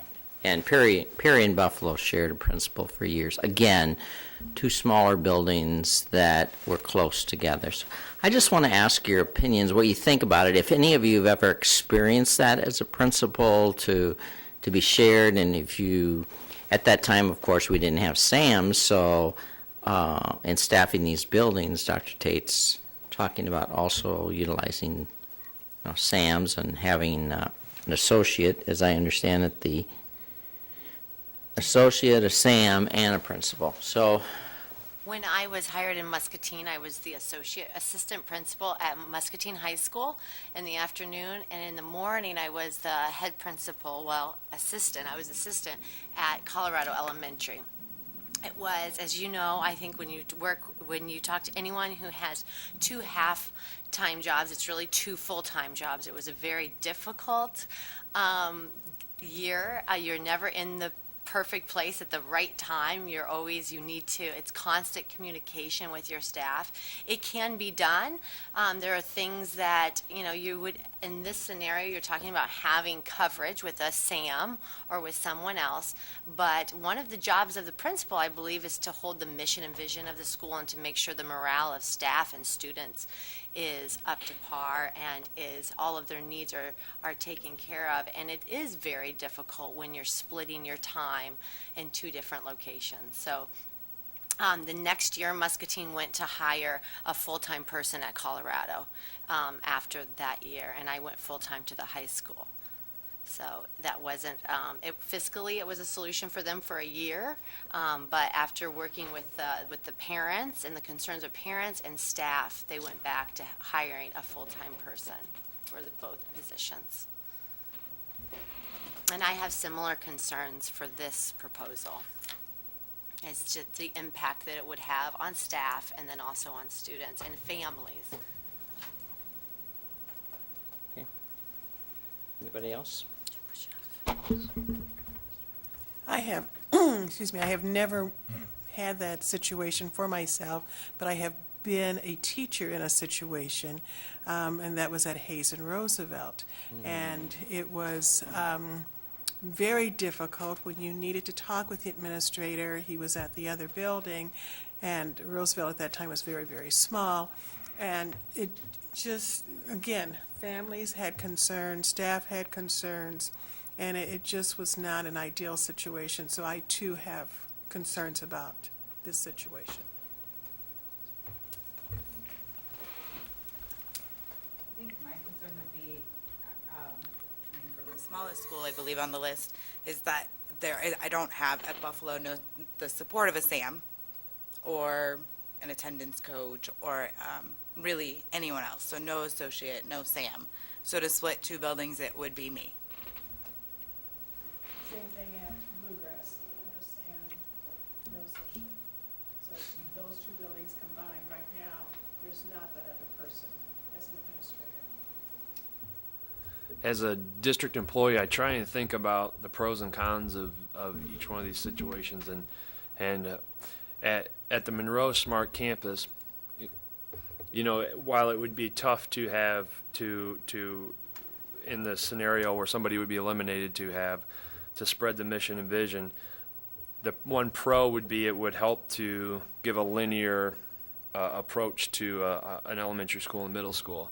And then some of the cons that I see outweigh that because it's very difficult to supervise, it's very difficult to implement initiatives. One of the big tasks that we're given is to be an instructional leader. And that would be incredibly difficult to do if you were in charge of 2 different buildings. Number one thing, you have to be able to forge relationships, and that would be kind of difficult to do Monroe has hit 500 mark this year, and I think Smart might have this. I don't know. I don't want to speak for their, but let's say if it's 600, there's 1,000 kids. It'd be very difficult to build those relationships to help make that change. And in our community, unforeseen things happen that you would hate to see that responsibility fall on a secretary if the SAM happened to be across the hall or across the street. So those are some of the obstacles that I see. Thanks. Did you have any further questions, Director Crumwitty? Okay, thank you. Director Sherwood. Yeah, I've said this about 400 times, so I'll say it one more time. We've got a huge amount of money we have to find, $4 to $5 million, permanent cuts, not pushing it down the road, permanent cuts. The consolidation of leadership is a viable thing, but not under the structure that we're talking about. It does work under K-8s, however, if you're looking at consolidation of leadership. If we, instead of talking about closing JB, we should be talking about closing Madison and consolidating into JB and reducing the feeders into those schools, so that's a manageable thing. If Smart has 600 kids and Monroe has 500 kids, you have to reduce the number of kids coming into Smart, but that could be a K-8. You don't have the leadership bouncing from building to building. You don't have the problem of continuity. You get rid of the middle school down slope that so many kids hit. There are plenty of reasons to look seriously at K-8s. It stabilizes community schools. In the case of Bluegrass and Buffalo, K-8s there would actually strengthen the community rather than to diminish the community. That all makes perfect sense to me. So I'm a little, I guess, frustrated that we don't look at it more seriously. Districts across this country are moving to K-8 structures. They find them useful. They find them successful. You don't have the leadership gaps that we're talking about developing here. The impact on kids is not significant, and we save a bunch of money by closing one or two buildings, which is what we could do. And I think that we need to do. We need to think about revisioning this district and how we can go down the road and provide the same quality or better quality of instructional leadership and activities at the same time doing it cheaper. And I think K-8s can be an answer for that. And I wish we'd establish, this board would establish a committee to look at that structure seriously. Any additional discussion? Director Dickman. I was actually going to ask that, and then you got to it first. What is the feasibility of, I know some of these schools are literally right next to each other. What is the feasibility of doing a K-8 structure so that the principal wouldn't be hopping from building to building, that we would combine the students? And I'm sure that there would have to be some sort of structural changes, but what is the feasibility of that? I've tried to look, I don't see how to do it. And so if you put a committee together, I'd be glad for you two to be on it and I just don't know how to do it because you've got some smaller schools. You've got schools that are made for smaller children, so you're talking about a lot of money if you take Monroe and make it a K-8. It might be done, and if the board wants to do that, but it's a major undertaking, and I want the board to say, this is our committee, and Tate, I need some help doing it. I'd be glad to assist any way I can. I don't know how to do it, so I don't have that same vision, unfortunately. Is that something that we would submit a board request for then? Okay. Additional discussion? Director Snyder. I'm sorry, I called on you. Okay. Sorry. I appreciate you guys' feedback. The concern I have, and I'm not an educator, so a lot of this is extremely foreign to me, but I could possibly see administrators sharing, say, like an elementary school, but my concern with sharing an elementary school with a middle school is your middle schools are typically much larger schools. So in these cases, you're more than doubling their workload. And in any industry, when you double somebody's workload, something's got to give. So my concern is, what are we giving up to make this possible? And I really don't know how to answer that, but that's my concern. Any additional discussion? Adam. Well, I'd just like to say, thinking about this, in the case of Central, which I know is a high school, whenever half the time I need one of the administrators, they're all busy doing something else, and the other half of the time I'm the one they're busy with doing something else. So I definitely can see how being an administrator is a very, very tasking job, and the idea of splitting it sounds just disconnecting. I understand the administrator is really important to be someone that students can go and just kind of foundation. Something I'm wondering that we kind of did at Central with the IS3 was we had a case of we needed the teachers were tasked with improving the school, and the teachers were too busy to begin with to improve the school, and so they degraded it to the students, and it's been wildly successful. And I'm just wondering, is there any sort of way to delegate the administration task to teachers who want to take it up, and then the administrators would have wouldn't be so overworked to the point that they could jump schools, make it so that it's a workable workload? Do any of you want to respond to that?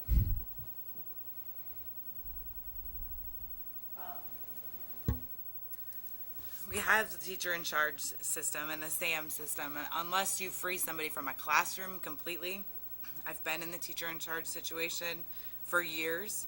And unless you, and if an administrator is gone at a meeting, you become that person. Unless you have no classroom, it's a detriment to the kids, especially in an elementary. And one of the other things I was just thinking of was community involvement things at any of the elementary schools especially, but some of those smaller communities like Bluegrass and Buffalo and Walcott, you've got really strong, maybe small, but very strong PTAs.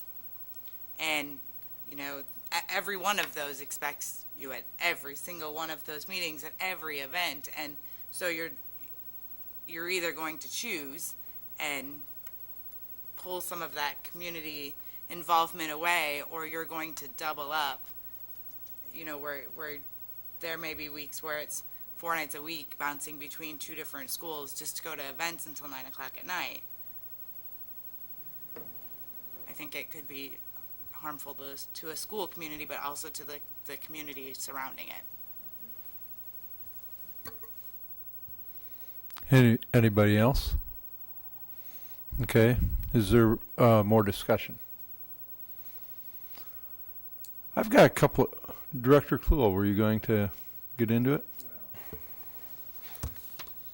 I don't know if "get into it" is the right words, but I'm going to tip my toes in the water a little bit. I don't have anything constructive to say except that this is the kind of triage that we're going to be talking about the next 3 years.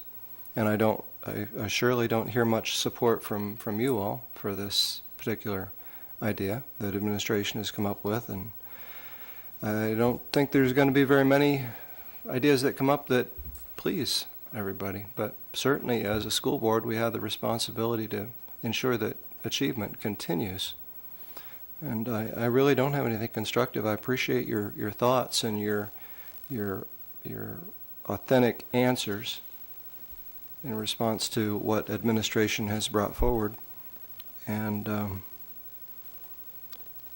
we'll deal with this very soon, because what we have done over the last couple of 3 years is we've used the self-insurance fund to kind of tide us over, but the Department of Education is telling us at this point that our books are not looking good over the next couple of 3 years, and that if we continue at the current rate of spending and revenues, that we're going to be in a default situation. And so I just want to commiserate with you in some of the painful things that are going to be coming up, because if it's not this, it's going to be something else, obviously. And as you heard in the discussion earlier this evening when we talked about the bell time schedule, there's a lot of hard things that are coming. We have talked with legislators about adequate funding, and we've talked and pleaded. It's not happening at this point. So what it comes down to at the ground level is this. And we have some advocates in our community, and they spoke up very clearly on the bell time schedule, but we need people to advocate as well for adequate funding so that we don't have to have discussions like this. So again, nothing constructive. I commiserate, and I appreciate your sincere input. Anybody else? I've got a few questions, and then before we end, I want to make sure that we have somewhat clear understanding of where the board is relative to this in the future. Is this something that the board is saying we are not taking off the table? I was curious, Corey, you were talking about the impact on staff and families. And I wondered, what about the impact, either from your prior experience or from guessing where this would go, what about the impact on teachers and principals?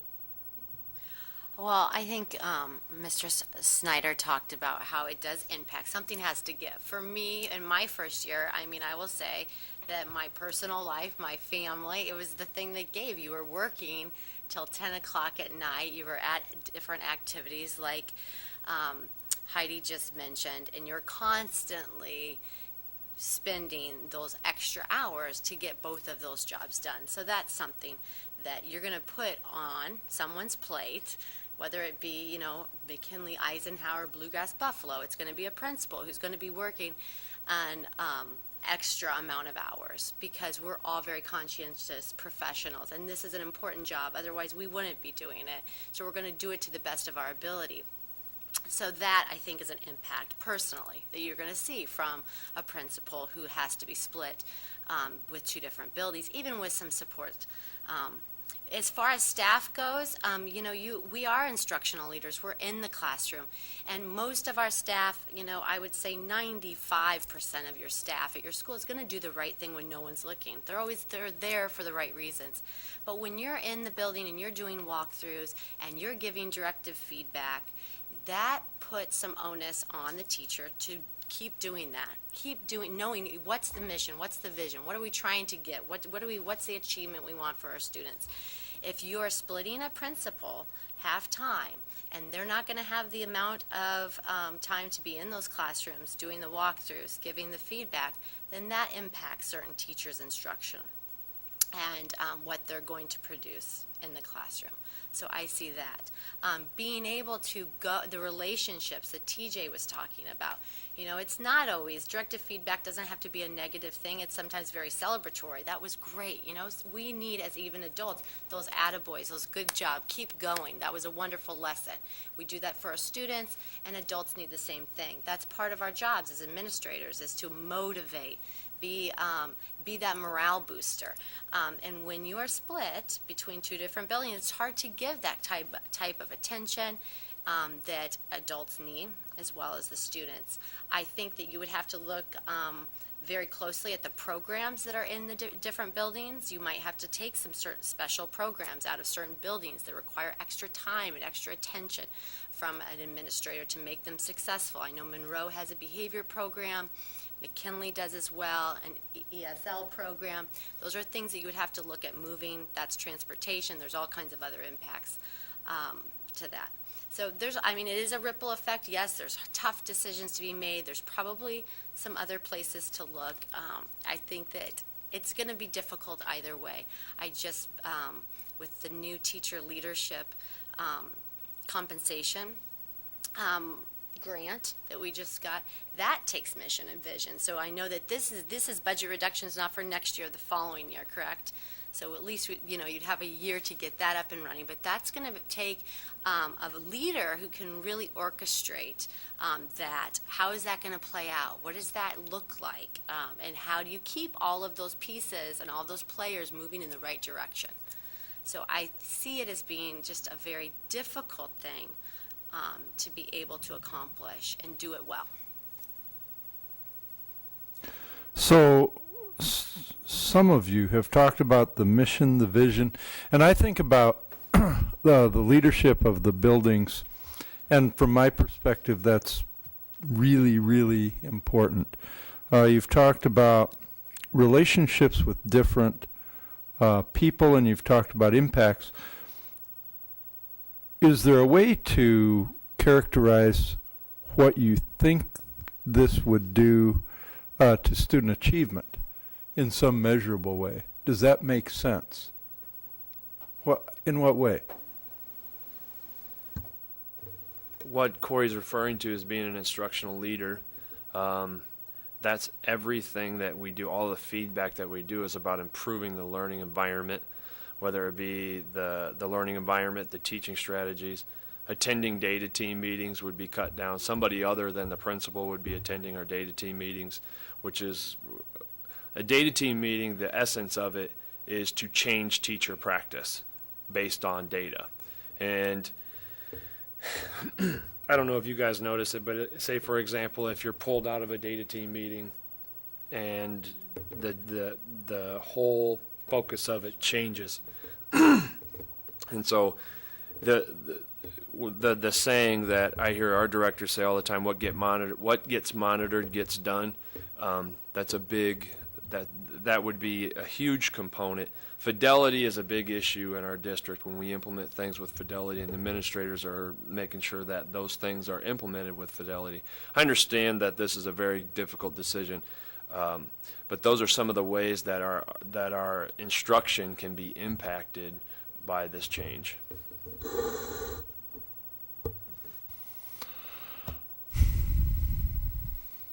Any other discussion?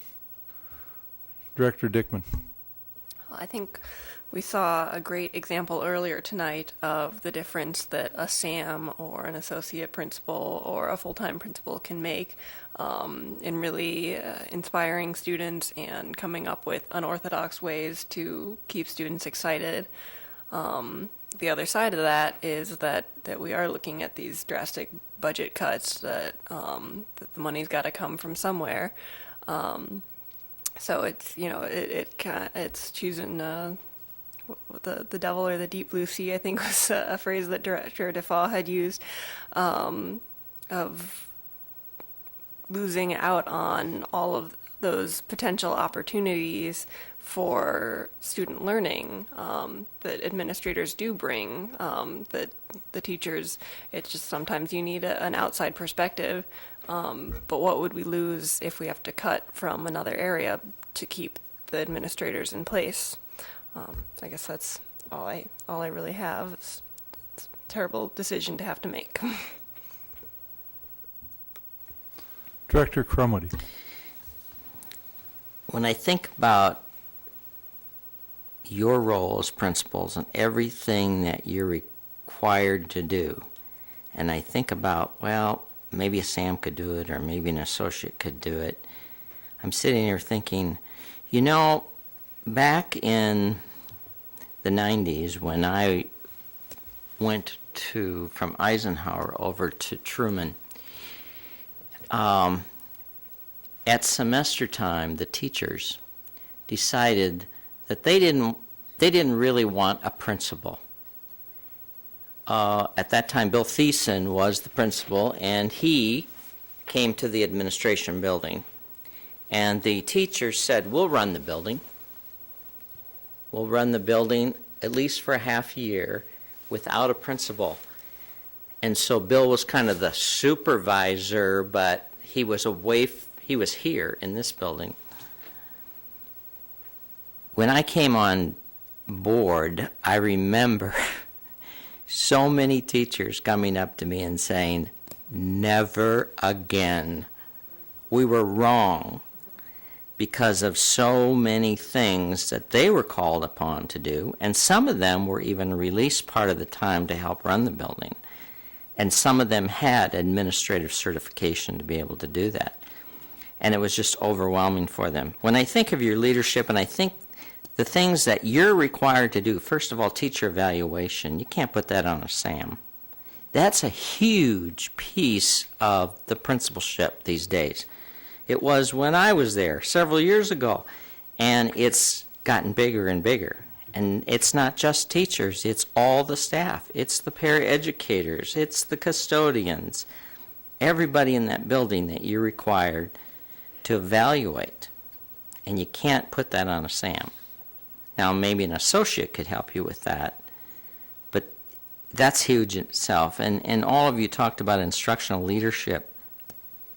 That's what we want in our principals. And when I sit up here and listen to principals in this district now, I think, man, we've got a lot of great instructional leaders, and I don't want to mess around with that, because I look back several years ago and I don't think that was necessarily true. We didn't necessarily have principals that were in the classroom and doing instructional leadership and working with the teachers.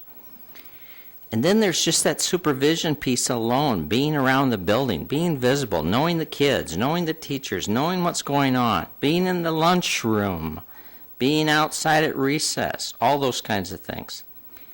Having 2 schools like that, you're not going to be able to do that. TJ mentioned data teams. Huge piece in this district right now, which principals play a vital role.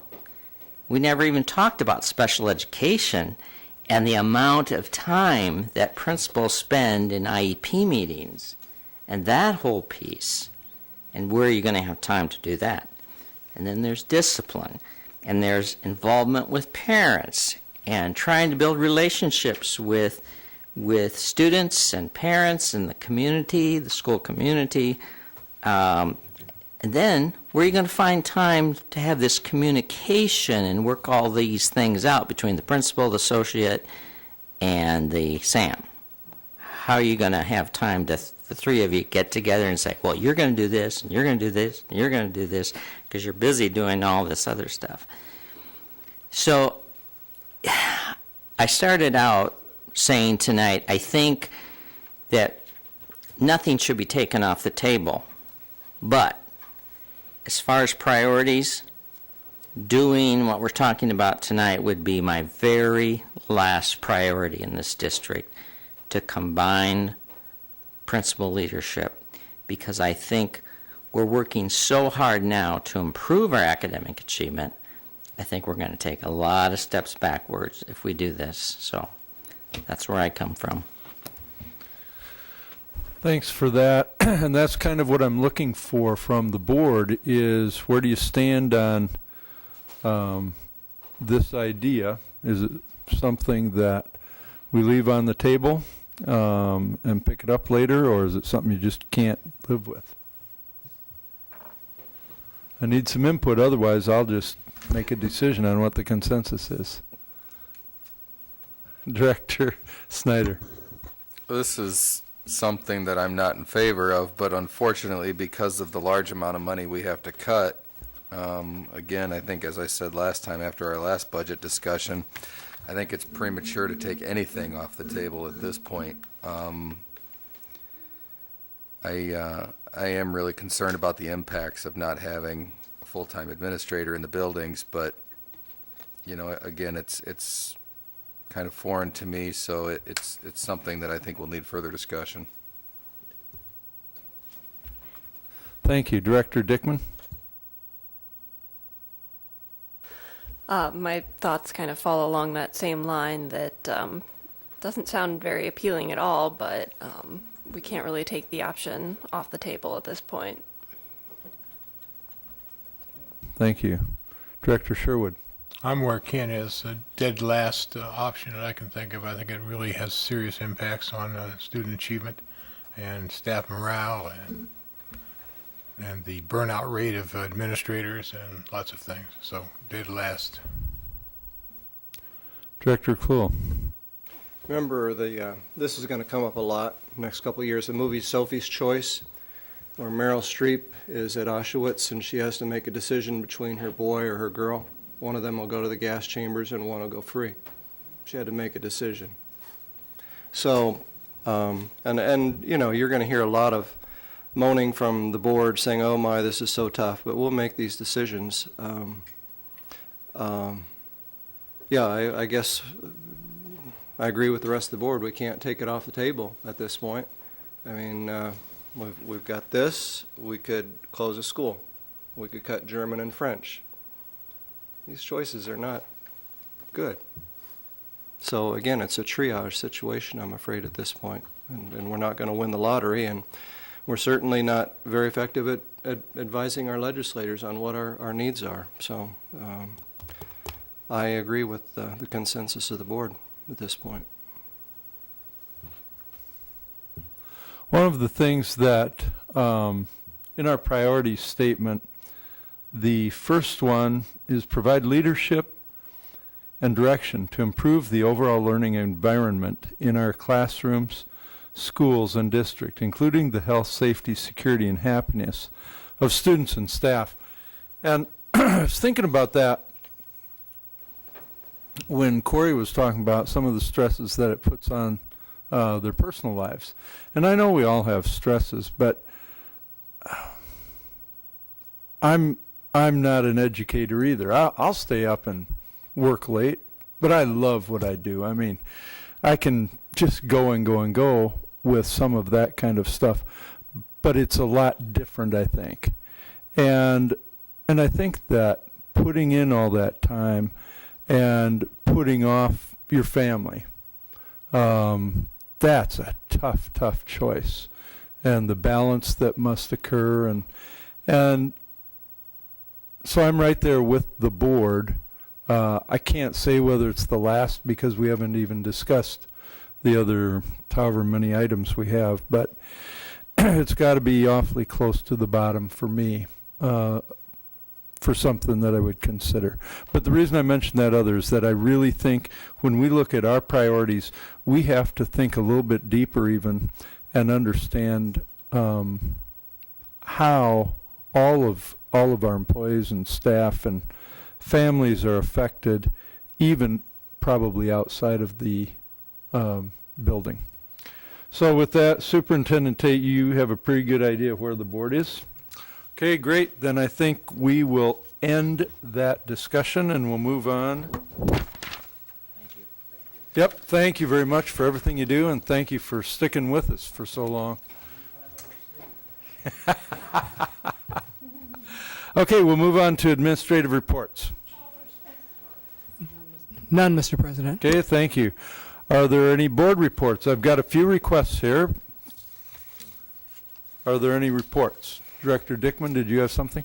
Just real quick, I was able to attend the art show at the Figge Museum of our elementary school students, and I was very impressed. So I just wanted to congratulate the students that had their artwork displayed. I think this has been the first board meeting since then.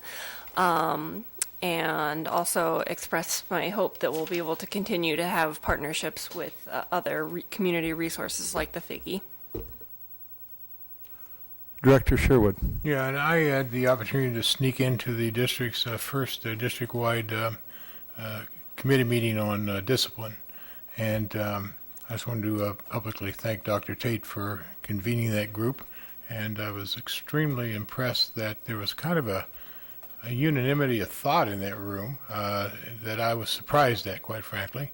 And I think that we can expect some very good things to come out of that group. Thank you. Any additional reports? Director Kluhl. Just a couple of things. Adam, help me out. Was it the Great River Revelry show choir event got first place in terms of accommodations as a place deal with West and Central High School? What happened was we host the show choir show off down at the Great River, and when we went to nationals, they had there was a number. It was over 300 either schools voted or regional competitions to be voted on for which one was the best regional competition in the country, and Great River won. So they're very, very happy. All the schools. 7,500 people voted. Okay, so out of all those people, Great River won and schools are just lining up to get into the competition. Yeah. It's always such a great thing. So, and I think the article I read put it best as it's a great example of how West and Central can work so well together. How I've of course been part of it for 4 years now because I'm in show choir, and the West kids there. It's never been like a Central does these jobs, West does these jobs, and we don't interact. It's always been like there's a thing called hosts where you have kids who follow the other schools around to show them where to go and get them there on time, and it's always pairs. I've rarely seen all Central or all West hosts. It's always 2 or 1 or 3 of combining the schools. It's so unified. It's wonderful. Yeah. Great example, I think. The other thing is that, again, at Central tomorrow at 11:30, Congressman Lobsack is going to be in the Barb Hess room talking about issues. He was recently appointed as the chair of the Elementary Secondary Education Act Committee, I believe, and he's a person that we want to have conversations with. So if you're available tomorrow for that, board members, Adam, other folks, consider sitting in on that. Director Snyder. Just a couple quick things. I had the privilege to attend the suicide awareness. I don't really want to call it a presentation, but I guess kind of, at North High School. There's a lot more resources out there than I was aware of, and I think that was a valuable evening, and I commend Dr. Tate and the mayor and the police department for putting that together. And that is something that we really need to continue. We took the very first important step that evening, but that does need to continue. And it was exciting to see that come together. And also, this past week, I was able to attend I'm not really sure what they called it, but I'm going to call it like an Earth Day showcase that Wood Intermediate had with a bunch of kids that had some pretty interesting topics that they did presentations on. I learned about the weed shiner fish, which I thought the kid made it up for sure, but apparently he didn't. But there was a lot of quality things, and those kids were excited about it. They spoke passionately about their topic. I could tell they put a lot of work into it, and I thought they did an excellent job with that. I was proud of them. Director Sherwood. Yeah, just one follow-up with what Jamie said. It's been my experience as a teacher and as a parent that this time of the year, coming toward graduation time, is a time of great joy for a lot of kids that are going to graduate and go off to college. It's also a time of great stress and often depression, because relationships are starting to disintegrate.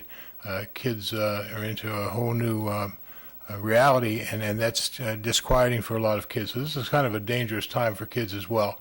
And so I always like to remind myself and remind fellow educators that and parents that we need to keep an eye on our kids right now during this time. Even though it seems like a joyous time, it can be highly stressful. So I just need to stay alert. And I appreciate also Dr. Tate putting together that group. But it doesn't work unless we all are part of the solution. So thanks. Any other reports? I've got a few requests here. Before I get into the requests, I do want to note that one of the board members has already volunteered to participate in the meeting with Loebsack, and they've asked us for 2 board members if we have to. So if, okay, then we'll plan on Director Sherwood and Director Dickman will participate in the meeting with Loebsack. Thank you very much for volunteering that. Before we go, I got to say it's past 10:30 again, and we keep trying to get done before that. Yes. A little sidebar conversation. Oh, okay. But I'm always intrigued, I guess is the right word, at the people that stick it out to the end. And sometimes I'll ask, why in the world did you stay around last night? But it's interesting because we probably won't see you, Adam, for a while. Might be back. Might be back. And Erica, you probably won't be back for a while. If there's something that really piques my interest, you may. Yeah, but not likely for a while. And all of the staff and administrators, I can understand why you do to some extent, but I apologize for these late nights. And Rebecca, I'm really intrigued, but happy that you stick it out with us, and I hope that it's valuable to you as well. So, thank you all for sticking with us. We'll go through these board requests. I have one from Director Sherwood, dated 5/12/14, an agenda item that the board establish a study group to look at the possibility of expanding the number of K-8 schools in the district. Second is from Director Dickman. Agenda item, discuss the possibility of implementing a character, in quotation marks, curriculum where students learn and are assessed on things like persistence and innovation. Ideally, the board and administration will come up with traits all Davenport School students should have and examples they should meet by the end of each grade. Director Dickman, 5/12/14, information request. What can the district do to further utilize the services of the Davenport library system? What can the board and administration do to encourage principals to invite librarians to talk with students more during school time? Director Sherwood, information request, dated 5/12/14. I'd like a report on how programming and funding are progressing at Jefferson.